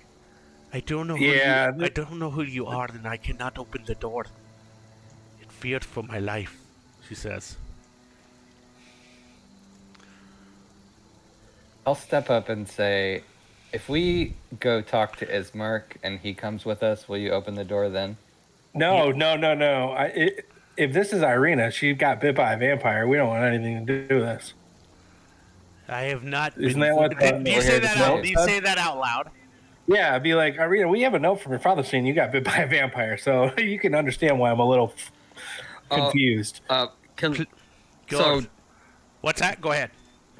Joseph knows that vampires can only come in if you invite them, but I don't know if Lothric knows that. Could I roll some Arcana or History check to see if Lothric knows that? Before you do that, though, she says, "Go, get Ismark. Come back with Ismark. Then I let you in." 3 times. Yeah, I'm gonna be like, the tavern, the best place to get his mark about this time of day. Yes. Go to the tavern. The tavern is called, if you do not know, Blood of the Vine Tavern. Go. Find Ismark and bring him here. Then I let you in. Then we can talk. If you are truly my saviors. All right. It doesn't seem like a bad deal here. Fair enough. All I'm signs gonna lead to I'm gonna Ismark. put my hood back up and be like, I guess we are going on all the way back to that tavern. And I'm gonna say, let's walk on the other side of the road too when we go past the Mary's house. It's just a really Kinda- weird vibe. The up there. I know heebie-jeebies from that place. well, like I'm sure she's going through a lot, but you don't have to be such a racist to gypsies. Isn't gypsies like kind of racist? Yeah. Oh, see now there's another For many stereotype. people, it is. It certainly is. All That right, was so the you guys one. walk back up the muddy, watery, muddy road back up towards the center of town. And it's empty with the rain. Nobody's out in the rain, obviously.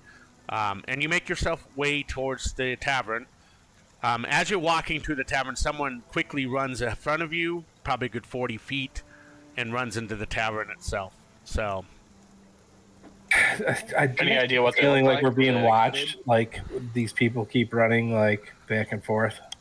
I'm used to it. People, when you get the reputation as a hand snatcher, people steer clear of you. Yeah, what's that story again? yeah, tell everybody that story again. I'm sure a lot of people want to hear. Are we going to do this? It's just going to be insight check, performance check, insight check, performance check. Yeah. At this point, I'm going to interrupt. Be like, we don't need to hear about his fascination with hands anymore today. I'm just saying, why would I take hands? The brain and the heart, that's the part necromancers need to use. Hands are useless. Useless. We just saw you take a finger and put it in your pocket, my friend. Yeah, so. you know what? That was a what if we meet that zombie and we give him his finger, then he's our zombie. Do you have I'm going to look at his hands now that I'm thinking about hands. Are your hands like super like pedicured and manicured and whatever? Yeah, they're pretty nice. Yeah. Yeah. I think this guy's in the hands, dude. Yeah, he is. 9 feet hands. It's weird. You do know when he like walks too, he always kind of has them in front of him, like kind of like I think of like Polly Walnuts from Sopranos. Like he always kind of has them up, like in front of Somebody him. throw him man. throw him a superheated rock so he catches it. Kind of like George in Seinfeld. Yeah, like he's Model. yeah, he He's always takes picking care things of up with his mage hand so he doesn't Yeah, dirty his exactly. hands. Okay, Yeah. I get it.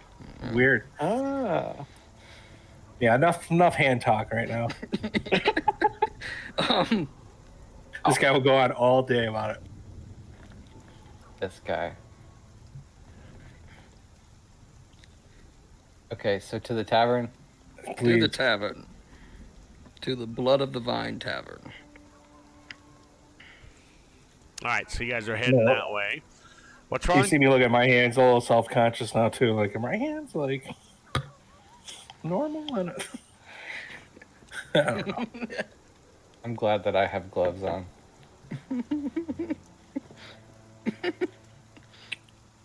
You ever? Can I do a check on Lothric to see if he's like eyeing other people like our hands? Yeah, go ahead. I guess it'd be an investigation. No, it would be probably a perception. Yeah, it's just going to be a perception.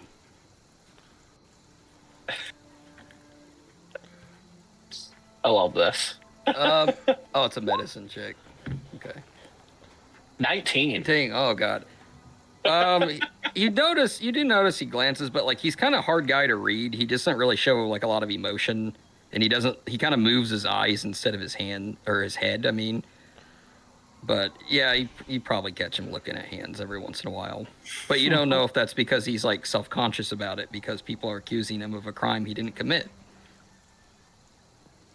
and it's on his mind. So of course he's looking at hands. It's like when you see someone with a big mole on their face and you're like, don't look at that mole. It's like, you're like friends, your mom's like, don't look at Aunt Karen's mole. And then you get there and you're like, oh God. So Jeez. Okay. Don't look at the goiter. Yeah, don't look at the hands, Lothric. There's a lot of They'll think you're a information. hand snatcher. All right. We're going. Are you going into the tavern? You've reached the tavern. Yes. Yeah. You are going to the tavern. Okay. What's wrong? As I was gonna say, as we get in, I do want to cast Prestidigitation on my friends and draw everybody off. Like as we're kinda Ooh, going thank in. you. Oh, Yeah. nice. Nice. And I'm gonna dude, kind of All right. stop at Moore. Moore hasn't. You haven't taken your helmet off yet, have you? No. I'm gonna kind of look, kind of like his kind of calm eyes are gonna kind of fixate on your eyes beneath your helmet, and then he's gonna drive you off. Yeah. I do thaumaturgy and my eyes burn inside my helmet. Sorry. Enter the tavern. Yeah, just a bunch of weirdos arrived at this town. Like, All right. So Yeah, I'm one gonna guy go ahead looking and at hands, asking about hands.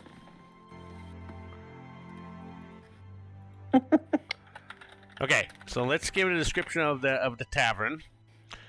A single shaft of light thrusts illumination in the main square, its brightness looking like a solid pill in the heavy fog. Above the gaping doorway, a sign hangs precariously askew, proclaiming to be the Blood and the Vine Tavern.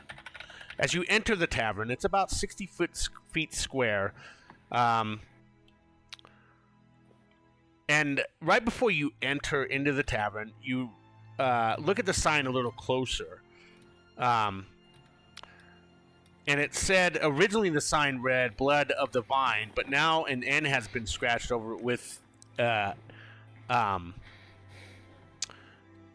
then over with an F.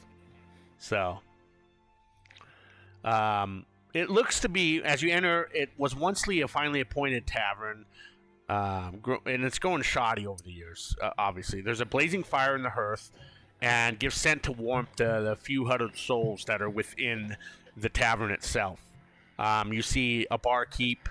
You see three Vistani sitting together, and another man talking to the barkeep as you enter, and you hear the barkeep go, "Ismark, this is the first time that we have had." And he stops as he looks over the door at the four of you that walk in. Never mind, he says.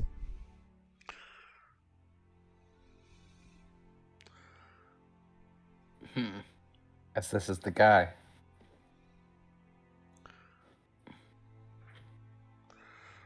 What can I, welcome? He says, the bartender goes, "Welcome to the Blood of the Vine Tavern.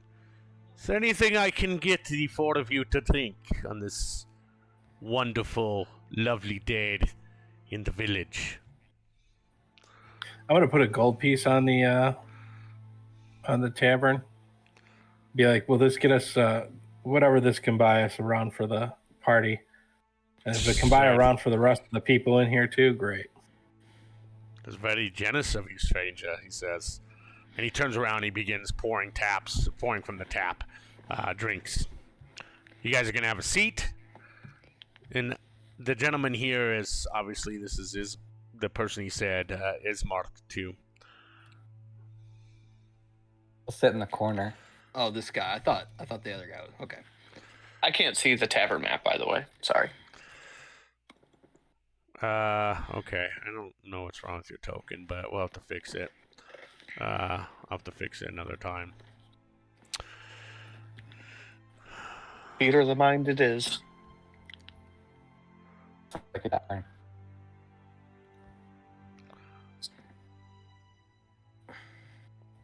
There's only two other people in this tavern besides this. Well, Ismark. there's three. There's also three. I didn't put them in here, but there's also three Vistani in here too.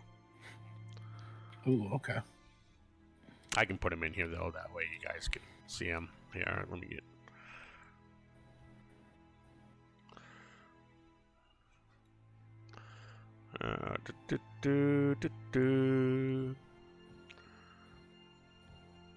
There you go. There's the three Vistani. Oh, I can see it now. Perfect. Are we supposed to see the two people underneath them? These two? Right here? Yeah. Yeah, they're just normal citizens. One of them was one of the ones you recognize that just ran across in front of you before they came in the tavern. But yeah, these are the villagers. These are the Vistani. And of course, the barkeep, the tavern keeper, and then you assume this is Ismark here. Does everybody have a seat? Is that where everybody's heading? Well, yeah, I'm gonna at the bar when I pay the gold piece, grab some drinks, and I'm gonna introduce myself to Ismar and say that 3 different people sent us to come find you. If you have a moment. Says, of course I do, he says, and he takes a sip of his red wine. He says, please, let's have a seat over here. Hey, give back that gold piece there. And he hands the gold piece back to Ismark. Let's have a seat here, he says. And he hands you the gold piece back. I'm buying. Oh, nice. And we are also drinking wine, because there is a great winery here that we will drink. And as he sits, everybody sits down. Okay, let's have a few. This might be a stupid question, but do our characters like understand that they're vampires like in this town, or I mean I know this is vampire centric, but this is my character. Well, from the other letter you guys received that there is a vampire, obviously, because he bit somebody, right? From the Burgermeister's actual letter. That should be in your journal. But that was the point that Mordek had mentioned earlier, the difference between the 2 letters, right? One is the actual real letter, which was telling you guys to stay away from the village. Whereas the first letter told you to come to the village. Or come to Brovia all the whole time. So. Right? So, yes, there's a vampire. Yes, you could probably figure it out now. That's probably Strahd, the devil they were talking about, the dark the dark master. That's probably the vampire, right? But that doesn't mean he's the only vampire. There could be many vampires. Right. You don't know this point. At that point, you don't know. Ismark sits down. He goes, "You look wary, all of you. Welcome to the village, Barovia. It is a somber place, no? The village, it is look at its worst now." Yeah, I'm gonna get right into it. Be like, yeah, we I think we fell for a trap coming here. Let's introduce each other first, like good host would do. I is Mark the Lesser.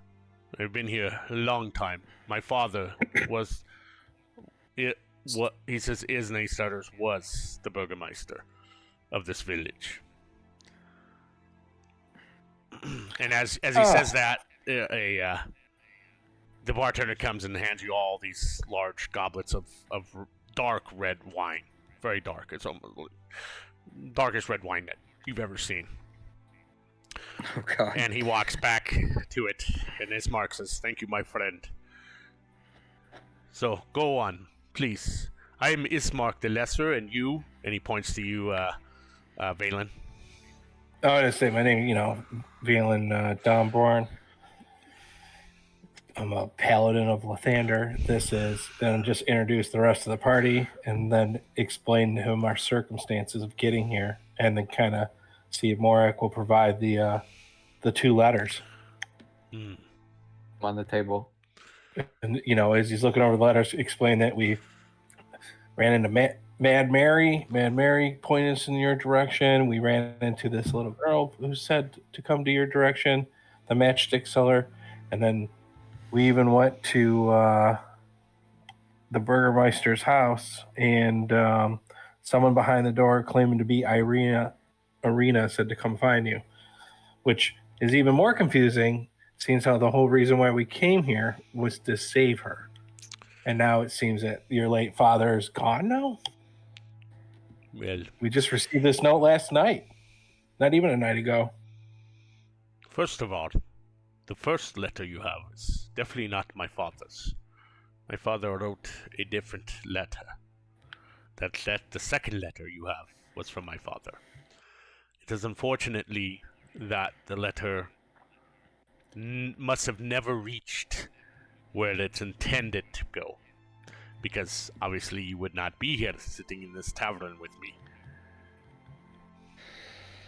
Look, Yeah, as you can kind of see our predicament. I can, and I am fortunate you are here. But you are here, I believe, because of the greater good, right? I'm asking you to aid in protecting my adopted sister, Arina Kolyana. Please. Okay. I can't really say no to anyone's plea for help as long as it's, righteous. But let's just pause for a second. Is she bitten by a vampire or not? Well, let's get to that in a moment. Because I feel I need you to take her, you escort her, Arina, to the city of Valaki. It's a settlement in the heart of the valley, beyond the view of Castle Ravenloft, and I hope beyond the reach of Strahd. Look, I know it's a gamble moving Arina. She's vulnerable to Strahd when she's outside her home. But I have heard the assertions that the Valaki is well defended from Strahd. And I believe she will be safe there. And, well, I don't believe that she was actually bitten by Strahd. But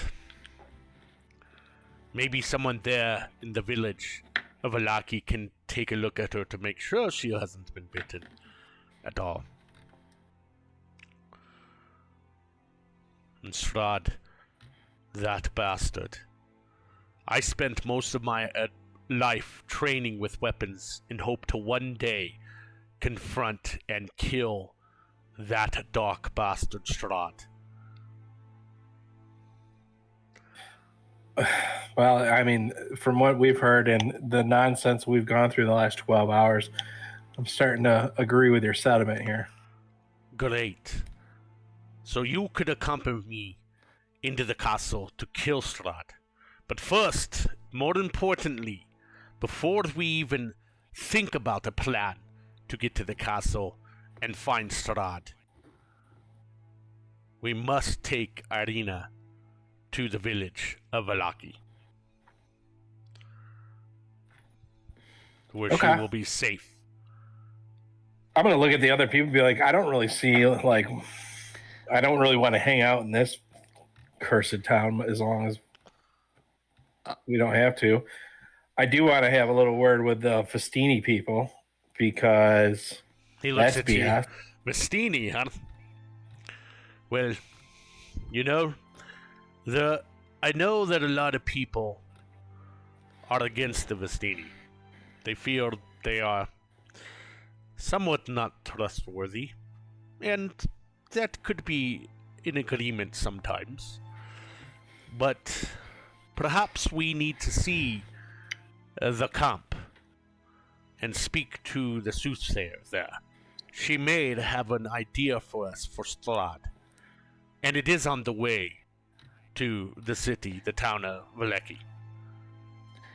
Okay. Yeah, and I want to talk about carriages there anyway, but didn't the Vestini lure us here? I do not know. All I know is you have a letter there, and the original letter. How this first letter got to you, I have no idea. And I know how the second letter did not get to you, obviously. Rod's letter was given to us by a man named Aragal, who seemed to be a Vistani. Yeah, I have no idea who this Aragon is. Now, perhaps you have to understand, maybe there are good people, there are bad people, correct? So that would include good people and bad people of the Vistani, maybe, yes? Your logic's pretty sound there. Yes. Yes. As I'm looking at Lothric's hands. He's nodding with like enthusiasm to this statement. Right. There are good people and bad people. Actually, Lars, let me, because something popped in my mind as he was talking to Lothric's mind. Let me kind of run through this. He wants us, because I'm trying to think of how to word it. He wants us to escort Ariana, whatever her name is, to this city. Irina, yes, Irina to the city, and he said she might be under Strahd's control, which implies to me maybe she has been bitten. Now, he's still kind of a novice, but with his experience with like necromancy and undead, would he understand how? Because in his thought bubbles, right? We're going to get out there, we're going to get in the carriage with this girl, and she's going to go full vampire and attack us. Would he be able to tell, like, the process of becoming a vampire, how long it takes before you're, like, become very dangerous? Is she even dangerous at this stage? Any information he can glean from this with, like, an arcana or You do not have that kind of information that well, but I will let you roll a medicine check with disadvantage. Disadvantage, thank you. I figured, I was just curious. Let me, I always forget where that disadvantage button is. All right, there it is. Did it work? Yeah. There we go. A 5. Yeah. So no really clues from any teaching that you know of any of that. So I'm sure there's books. There might be people maybe in this new town that he wants you to take her to may have more information of all this. But no, you yourself don't really have enough information to be able to do this. So, what's be it? Will you help me in escorting my sister to Vallaki? I'd like to ask him if the town has a cleric and if he's taken Irina to the cleric. There is a priest in town at the church. However, we have not seen the priest for a few days now. He has been locked in the church. But we could go see them. If you'll have me, I'd like to join your party and help you where I can. I am good with a blade. So Locke has been sitting here hearing all of this, kind of just weighing it in. And finally he chirps up and looks to him and... So if we do help you, what's in it for us? Well, one, you would be saving the daughter of the Burgermeister, as you were planned to come here. And I'm sure there are riches to be found inside of Strahd's castle, which once we storm the castle and destroy the devil himself, you're welcome to anything within the castle. I can care less, my friends.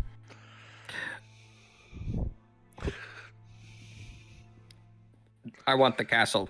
Lothric just blurts out. Oh God, of course. I want to. You want to rule real? You want to just be Strahd, I bet. Yeah, no, he just blurts it out. Well, I just mean real estate, you know. We could sublet it. Leans over. I was like, it's not like the castle's full of hands. Well, it's probably prime real estate, I'd imagine. This, yeah, he's looking at you. I'm not sure that if you could have the castle itself. I think that would belong to the people. But I'm sure we could work something out for payment for helping us and whatnot with it. I think before we journey out of town, we should go get Irina with your help and take her to the priest. Sure. Well, We could go see the priest first. Let's do that before we remove Ardina and where she would be. Yes, I think we see the priest first, and then if the priest is willing, then we bring Ardina to the priest. I think we make sure the priest is alive. I hate to say it. Out of this conversation, the letter says that she's not dead yet. So if that's true, then it says that she's like suffering from a wound. Mm-hmm. Yes. So like, Vampire wound. if that's true, she wouldn't be a vampire yet. Well, she has not turned yet, if that's what you're asking me. He seems very reserved, but is it being reserved for something other than, or is he just a typical Barovian being reserved because that's what you noticed? I was going to ask if somebody could do an insight to see if he might be, because I think he's telling the truth, but I just want to know if he's withholding some like detail particular. I could do I'm +2 if somebody's got something better than that. Probably our paladin friend. I'm a 4. I'm +6. Oh, woo, yeah. Yeah, go for it. 13.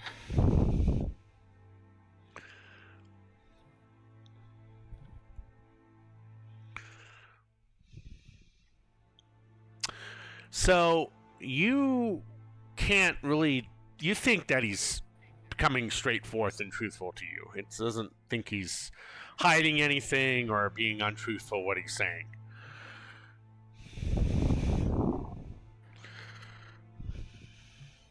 I'll say I believe this man, and I think that we should all go talk to the priest and see if we can help this young lady.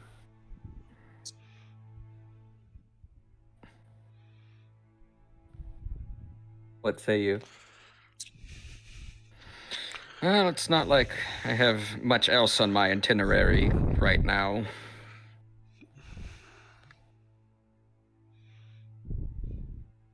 I'll say Walks in a pipe up. I can do minor healing, but I can't.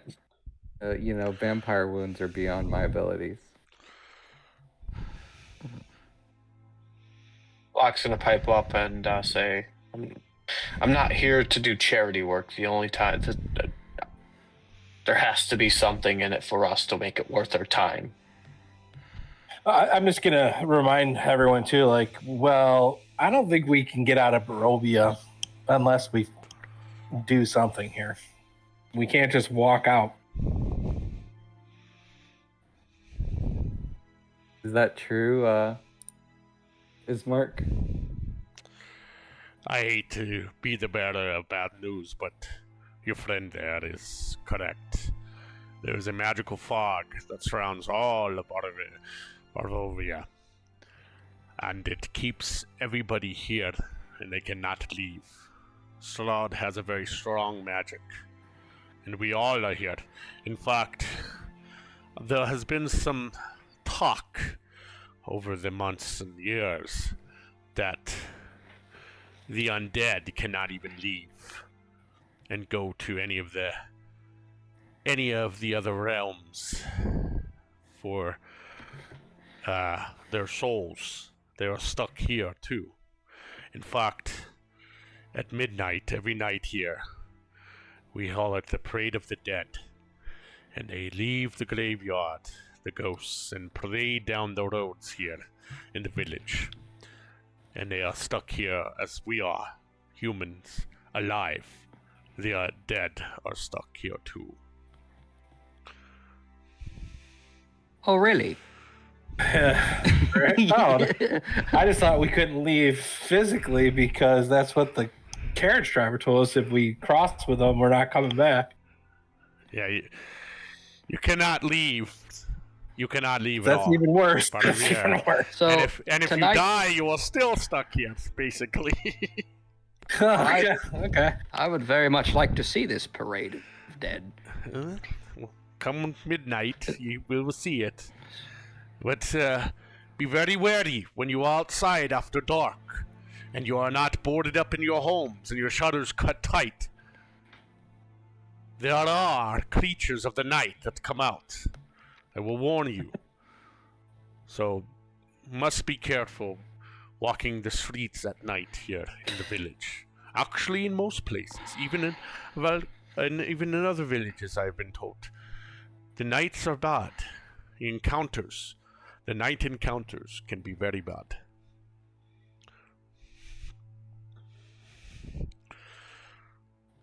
Not saying getting stuck out in the dark at night is not good for one's health, and he drinks the rest of his wine. Bartender comes back over, the portly man, and fills their glasses back up with the wine. Locke puts his hand over his glass and says, do you have anything stronger? He looks at you and he goes, "This is strong." And walks away. How does the wine taste? Like a very strong wine. Red wine. Not metallic. Dry. No, not metallic. Dry. Strong, dry. It's a dry red wine. Strong. It's very dark, almost like blood colored. What if this is blood and he's Strahd and he's just like getting us to drink his vampire blood? I'm gonna have some. That was my first thought. I'll let you do an investigation check on it, if you think. Me? Whoever wants to. 25. That's a nat 20 plus 5. Yeah, so you're fine. It's a really good, strong red wine. It is. There's not blood in it. It's not blood. Well, Lars, with that nat 20, what vintage is it? What year was it? It's 10 years ago, probably, and it's yeah, I'm just joking. I can even tell you the winery that's from. It's actually from. Oh, really? Very cool. Let's see here. Where's it at?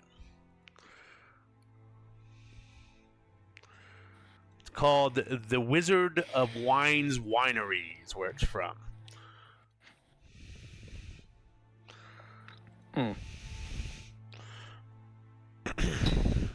Cool. Would you guys mind if we took a quick bathroom break? Yep, I was just about to say All that. right. How did you know? Cool. So that's what we're Because gonna I do. gotta pee. It's All that right, time. Yeah. Let's do it. Be right back. It is 10 o'clock. Are we playing till 11? Yeah, we'll take a 10-minute break. So 8:30.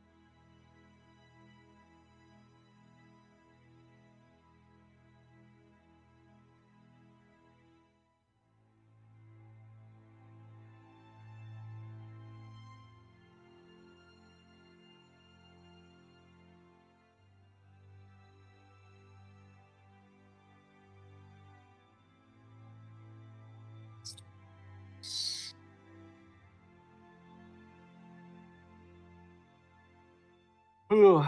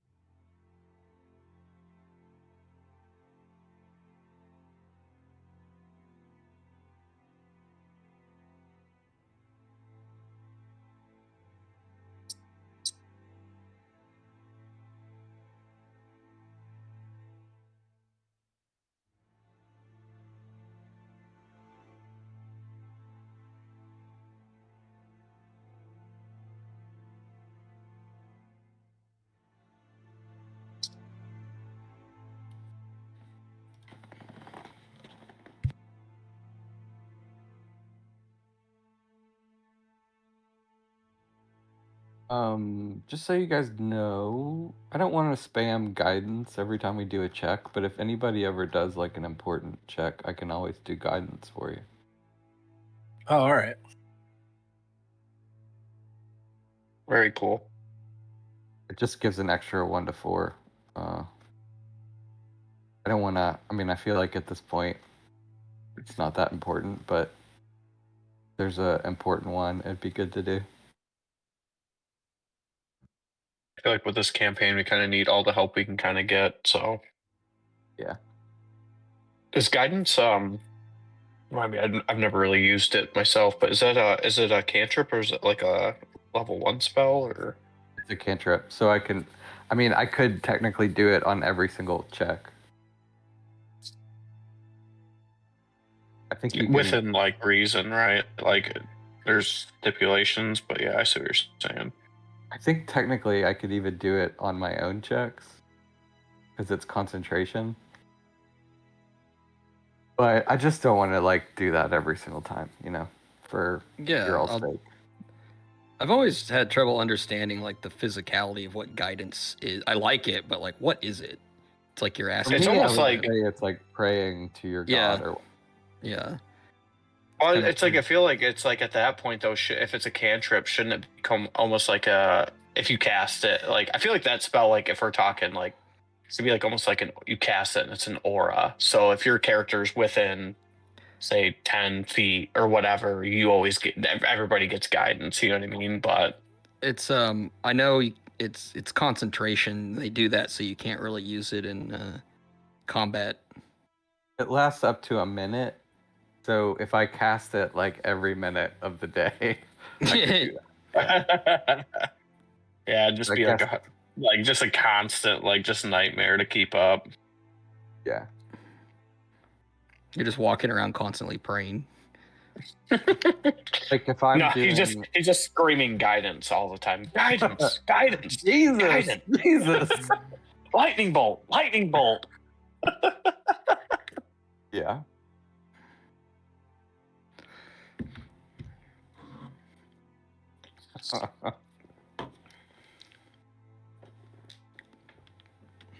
I'm also really, really bad at stealth, so I probably will not be stealthing anytime.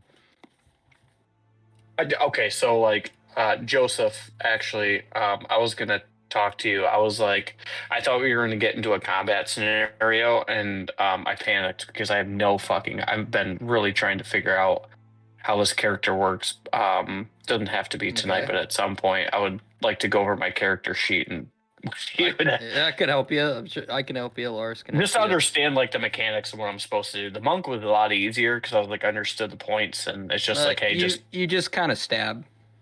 You stabby. and Well, I get get sneak that, attack. but there's like, I get the whole point of that. I think there's like things I had questions on All right. with like the wording. I think of some abilities. I think that was the biggest things. Gotcha.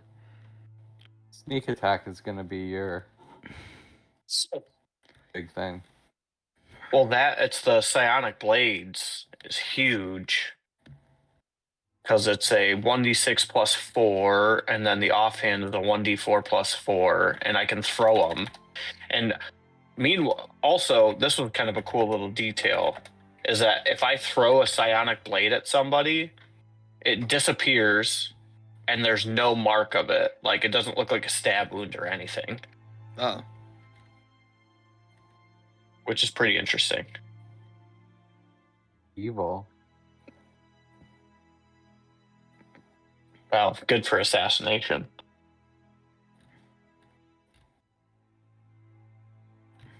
Oh man, my internet just froze or something. There we go.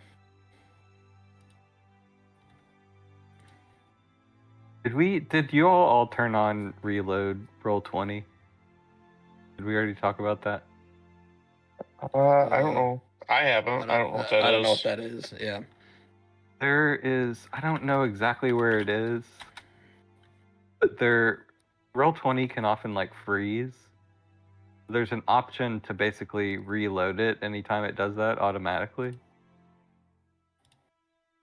Huh. See if I can find it.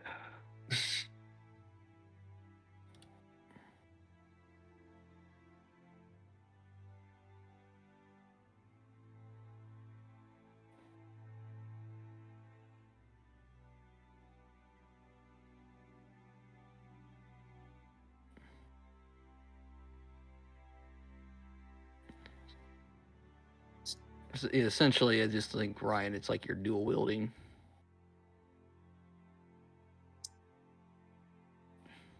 Yeah, that's kind of what I got from it. Like I mean, it's a little more complicated than that, but a little gets to bit. use your I think they're like. I You think get I to was use just your like proficiency nuking the bonus to fuck your out of it. outcome. Yeah, exactly. Thank you. I think the other thing, so the psionic whispers, which I want to let you guys know this. So I can use this, and I can choose one or more creatures that I can see up to a number equal to my proficiency. I can speak with you telepathically and to send and receive messages, and I must be within, like, once I see you, I have to be within 1 mile of you. oh my god, that's going to be insanely useful. Yeah, so if I ever have to scout ahead or something, I can cast that. And the first time I use that power after a long rest, I don't burn one of my sonic die, so it's free. Dude, that's going to be good. And Other like person can talk back too. yeah, it's the whole Yes, party. yeah. It's the whole party essentially. It's like you're basically Martian yeah, I can go Manhunter, up to a number of creatures equal to my proficiency. So I think whatever my proficiency is, which I think right now it's was it 2? Yeah. Yeah, 2. So I could 2 people I can communicate telepathically with, and then those people can like you can choose to end it, and it's not an action. Well, add the magic action to cast it, but to end it, it's not an action.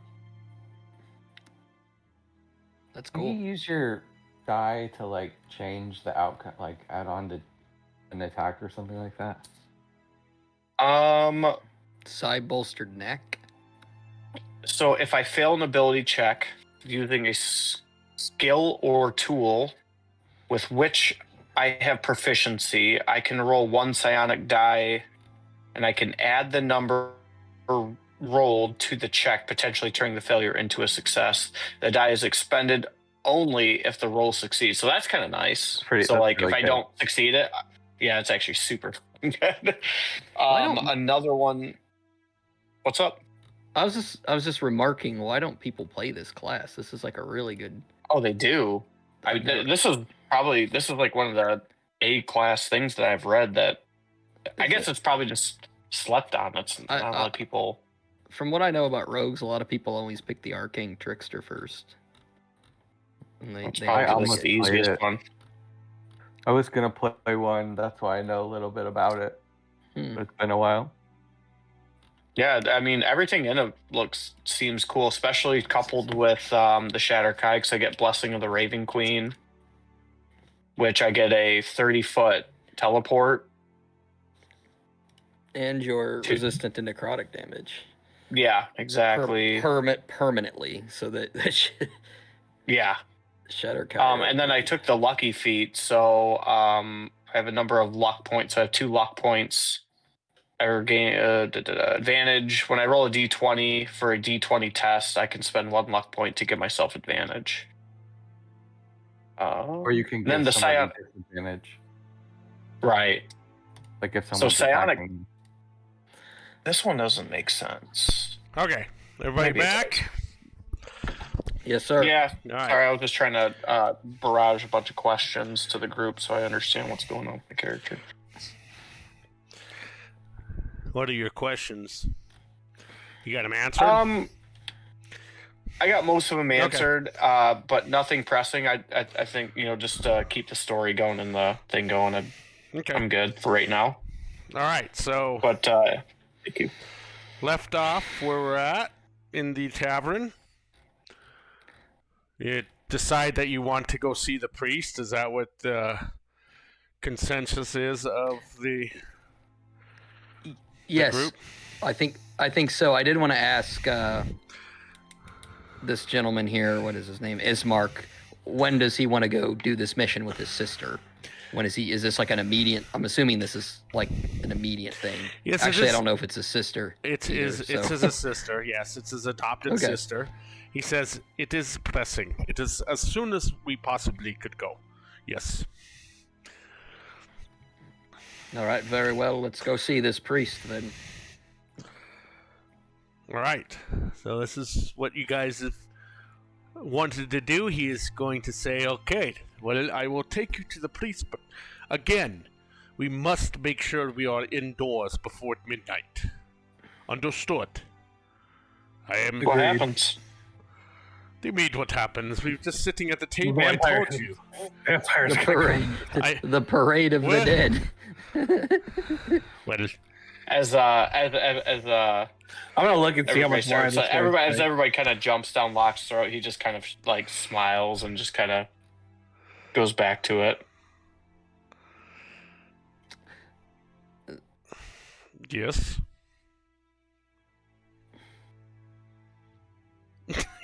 Don't you want to say something, Lothric?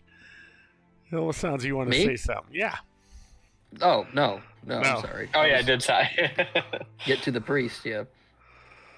Okay, well, let's get out of here, and we will head towards the church then. Alright, let's change our map setting here. We are going to go back.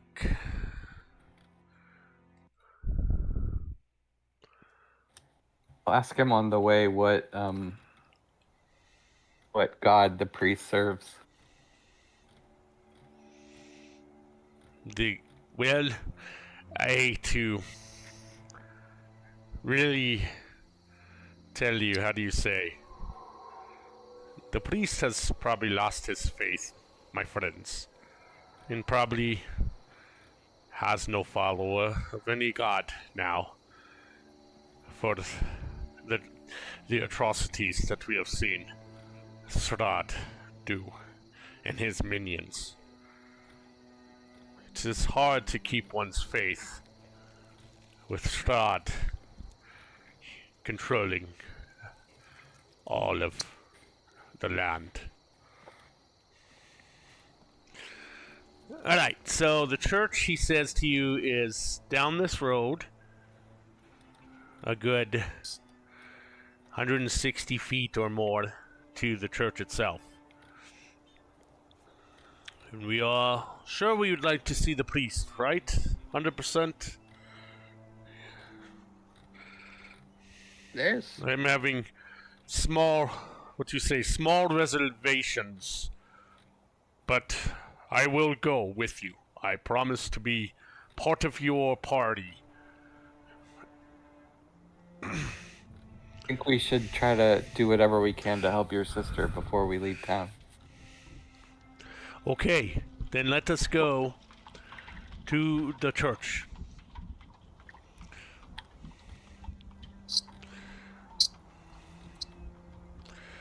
Alright, so you guys start making your way through the muddy roads. The rain has stopped some, but again, we talk about the overcast and cloudiness of the skies and the dimness of light.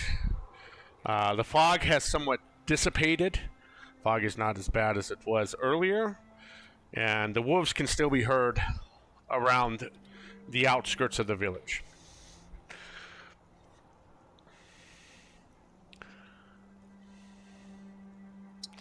So as you make it your way to the church, I'm going to give you guys a little description. Atop a slight rise against the roofs of the pillar stone that supports Castle Ravenloft stands a gray, sagging edifice of stone and wood. This church has obviously weathered the assault of evil for centuries on end and is worn and weary. A bell tower rises toward the back, and flickering light shines through the holes in the shingled roof. The rafters strain feebly against their load.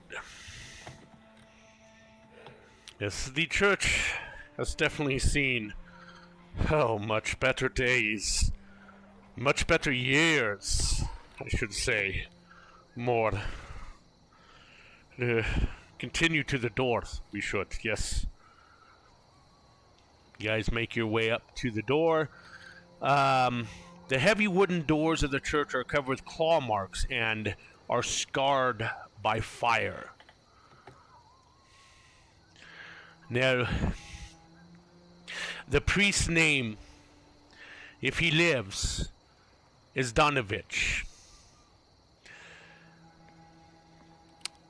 Now, he says with a shaken voice, the other town villagers shun this church. You will soon know why. You guys enter the church? Or not? Before we enter the church, can I guess I'm going to do a perception check. Okay. To kind of. Actually, I'd like to scout like a little bit before we get into the church. Okay.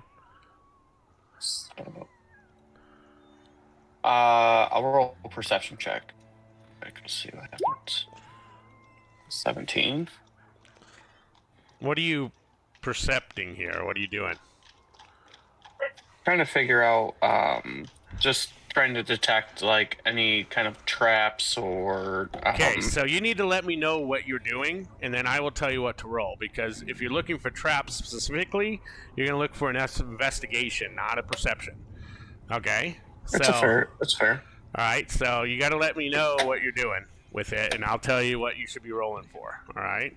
So you're going to roll me an investigation check. Yes, sir. Okay, 22. so in the areas that you're looking, there are no traps of any sort. No triggers, no tripwires, nothing like that. Can I get a sense if this is like a fallen place or if it's still holy? It's more fallen, you feel, than it is holy anymore. I'm afraid this might not be too much help.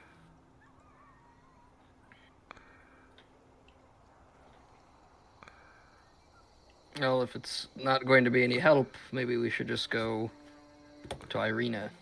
Well, are you sure? We are here now. There's a journey back, it is indeed, but we are here. I'll ask Ismark, do you think this priest, if we could find him, could we convince him to help Irina?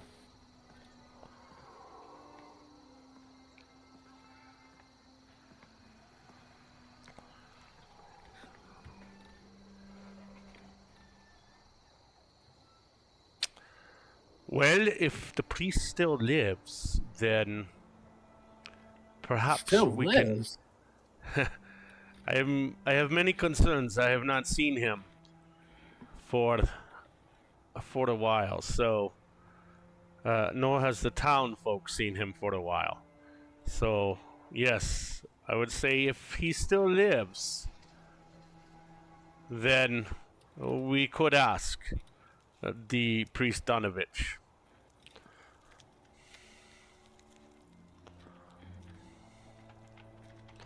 What do you think, Valen? We're at the church now. Well, you're at the church door. You haven't gone in yet. I'm gonna say a quick prayer to my God and then knock on the church door. Okay, so you definitely want to do this. Okay. He's all right. Good. I feel good about this, he says. All right, let's switch. I'm sure he does. Oh, I'll Okay. cast Blade Ward. Can I stealth before going into the church? Absolutely. Give me a stealth check. Yes, sir. 13. 13. Let me see here. Okay, so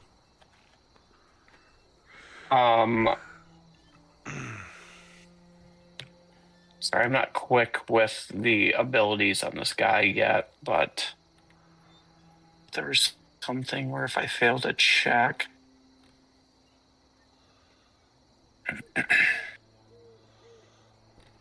Never mind.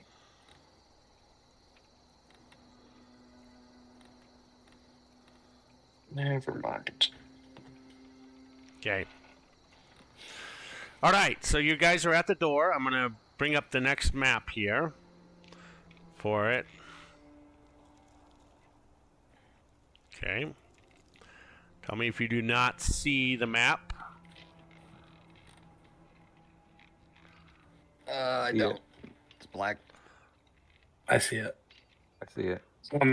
Did I failed that stealth check or did I pass it?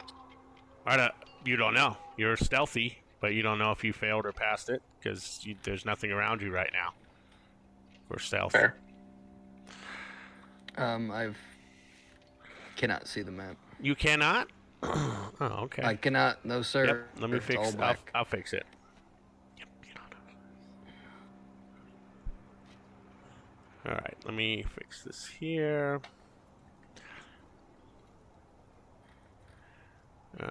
Let's see. And we have Crazy Lothric. Okay. Try now. If you can't, let me know. Okay. Where? I still. Yeah. Maybe I need to refresh. Hold on. Make sure we're on. Yeah, it looks all good.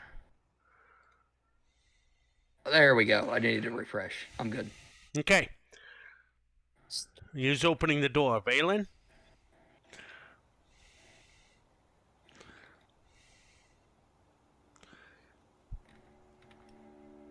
Not me.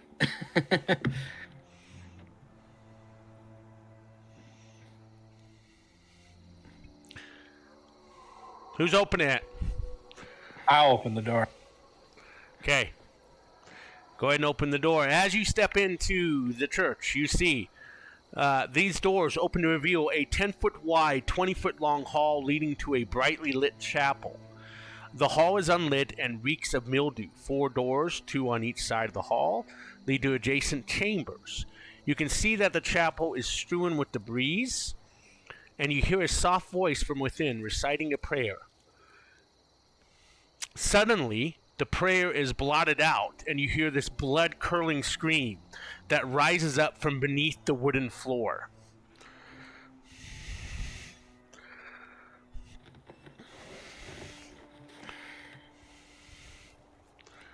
Look at this jump. That's the only thing he says. Look at Yeah, this I'm gonna be dump. like, Nothing look at about the this dump. scream or anything from below you. You just said, look at this dump. Oh my goodness. Yeah, like this place looks accursed too. I'm gonna, do like a big cough, like. Yeah, so you're right. The chapel's in shambles with overturned and broken pews littering the dusty floors. Dozens of candles mounted on candlesticks and candelabras light every dusty corner in a fervent attempt to rid the chapel of shadows. At the far end of the church sits a cloth-scarred altar, and then, of course, you can see the priest kneeling in soiled vestments next to... kneeling by the altar. Next to him hangs a long, thick rope that it stretches up to the bell tower.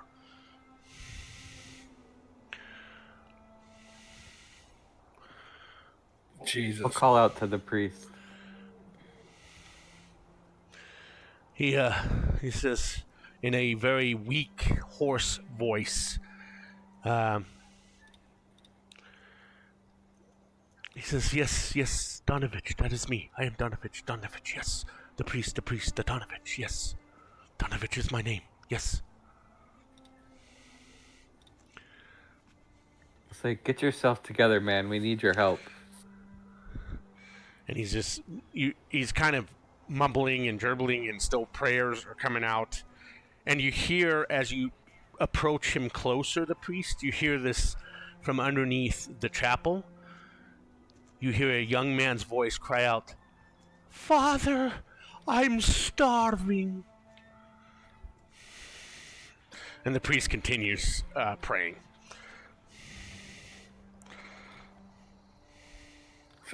Who said I'm starving? Someone from underneath us? Yeah, He said, "Father, I'm starving."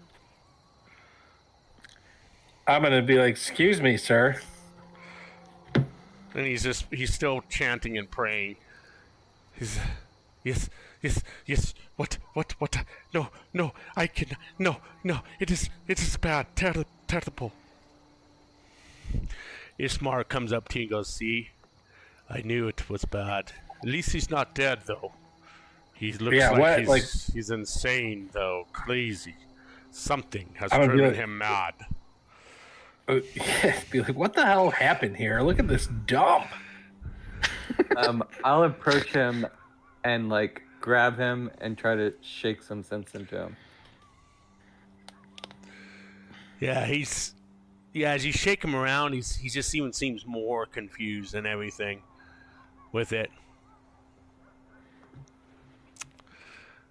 So, let me explain what has been going on here at the church.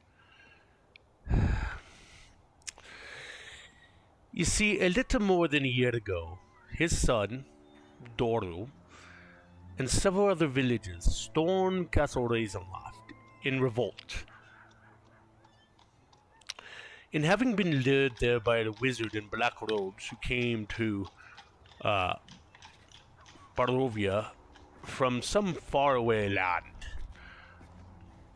But everybody thinks this wizard died by Strahd's hand, and so too did Doro. But, unfortunately, he returned to his father weeks later, and his father has locked him down in the Undercroft, for he is a vampire spawn, we believe. Oh, God. And, how do you get rid of vampire spawn besides exercising them to the afterlife? I do not know, but I believe people in the other village that we are going to Balaki may be of some more help, I hope. You see, the father here, the good father, Donovich, when he has locked his son in the Undercroft. I assume, as all vampires, they need to feed. Well, this young son of his has not fed, and he's been in prison, and that is who you hear crying out. Now, the good priest himself prays day and night, hoping that the gods will tell him how to save Doro without killing him. So, this is partly why I hoped he was no longer with us, because this himself has driven him mad, and this is his agony, his pain. I wish that he would have been put out of his agony and pain, and something I do not know, nor does anybody else in the village know what to do with his son. Nobody. Would I know if it's possible to cure someone that's been turned into a vampire?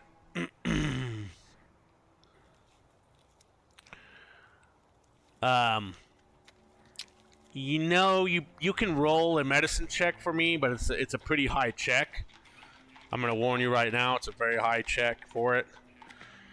Because you guys don't have prior training in vampires so much with it. So. Right. Okay. Can I do guidance with it? What's that? Can I cast guidance and do a medicine check? Yeah. Okay. Yeah, you think the only way to do it is to somehow destroy the thing by what lore you have heard before, and that's a stake to the heart, or sunlight could eventually destroy this vampire spawn, but you're really not entirely sure. No, would I know if he could be cured? Oh, cured. No, you don't think he can be cured unless there's some kind of medicine which you think does exist, but you're not sure, like, if it was in Faerun that this medicine could be found or created, or here. So.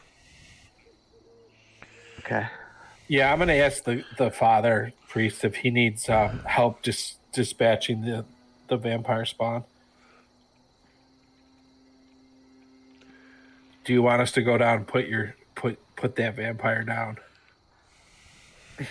He can't. He does not want you to. He is praying to the gods to find a one way or another to save his son. Okay, well then we won't. I'll respect another holy man's decision, but I don't know if it's the best one. Even if we were to dispose of him, his soul would just join the parade. And Donovich goes to the parade. Yes, every night at midnight, the spirits of the dead, they rise up from the church graveyard, forming a silent procession as they walk the road towards Castle Ravenloft. That's wonderful, wonderful. Well, shall we be going? Lothric kind of... Oh, I'm not inside, I'm sorry. Lothric kind of awkwardly steps out.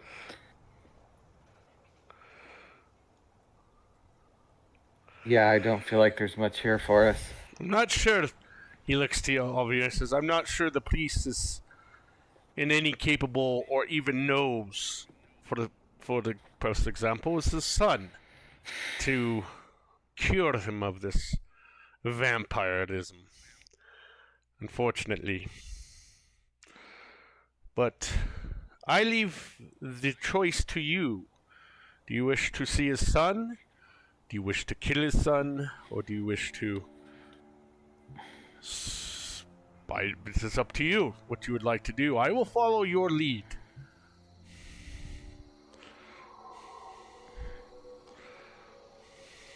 I don't see how engaging his son right now would be beneficial to us, but...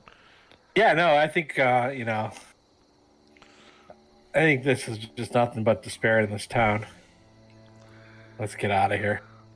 You guys just gonna What leave help it can then? we be? Fine. Yep. Yeah, we can't just kill him if the guy doesn't want us to kill him. Well, I mean... What do you think is best? Leave his son and you hear his agony every day? The priest hears his son yelling, Father, I'm starving. But then I have to think, what about we're gonna escort this Irina that's been bitten by a vampire as well? Wouldn't the same thing be said about that too? Now, no one has said that she's been bitten by a vampire. She had a wound. I've never came out and said that the she letter was... says been bitten. The letter says I there's have a never wound. said it, though, myself. My father could have been mistaken and just assumed that she was bitten. Right. Well, that's why I'm going to say this is not morally clear on what to do. So I'd rather just stay neutral right now. Okay. Because once we set precedents, I don't want to kill this kid and then have this other girl be a vampire and be like, well, now we have to take her out. I see your point, actually. That's a good point. Nonetheless, I don't want to be... Right. Once that's our ideal of what's right and just, then we can't waver from it. At least that's not the way I was. That's not the way I am. Yes. Well, you can, but we so can't just leave potentially dangerous. I'm speaking as we can't leave potentially dangerous people here who will come and kill us or attempt to. That's a good point. I kind of turn to not the priest, Ismark. How formidable would you say a vampire spawn is, out of curiosity, if it got out? Well, against normal people and not brave adventurers like you, probably not a good chance against a vampire thrall, a spawn. But for us, perhaps we'd have a better shot at fighting and fending off, and perhaps even killing, if possible, this vampire spawn.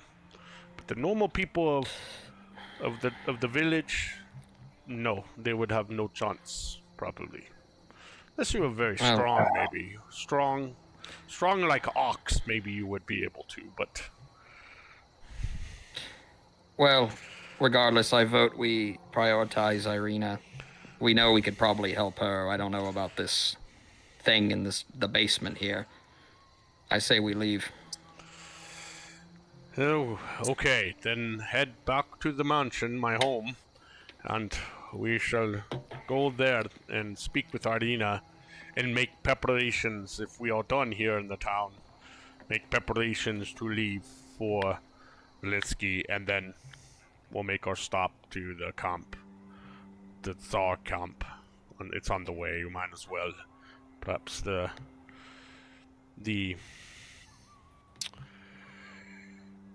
fortune teller there could give us some hope.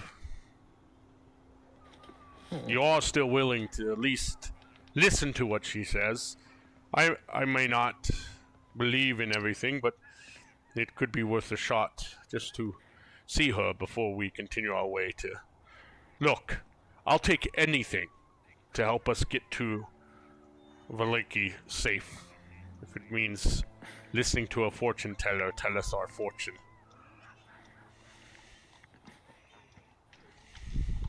I Yeah. would be interested. Yes. I'm definitely interested. Unless you guys want to dispatch this vampire scum. I do feel Scum, conflicted he because calls if him a it gets scum. out, could probably kill a bunch of people. It's filthy in there. Oh God, what if it gets Mad Mary? I don't know if I could sleep if it got Mad Mary. Think of the hands of a vampire spawn. Oh, that little Tatiana brat But selling long- matches to people. Oh yeah, that one's actually would be rough because... Yes. But Mad Mary, I thought you were being facetious there. He's being a little sarcastic, yeah. Yeah, I'm the Mad Mary. You were the It's big... such a warm, motherly vibe. Racist. Lothric's kind of neutral with this. He's kind of leaning towards going to their mission though. But it's whatever you guys call. He'll support.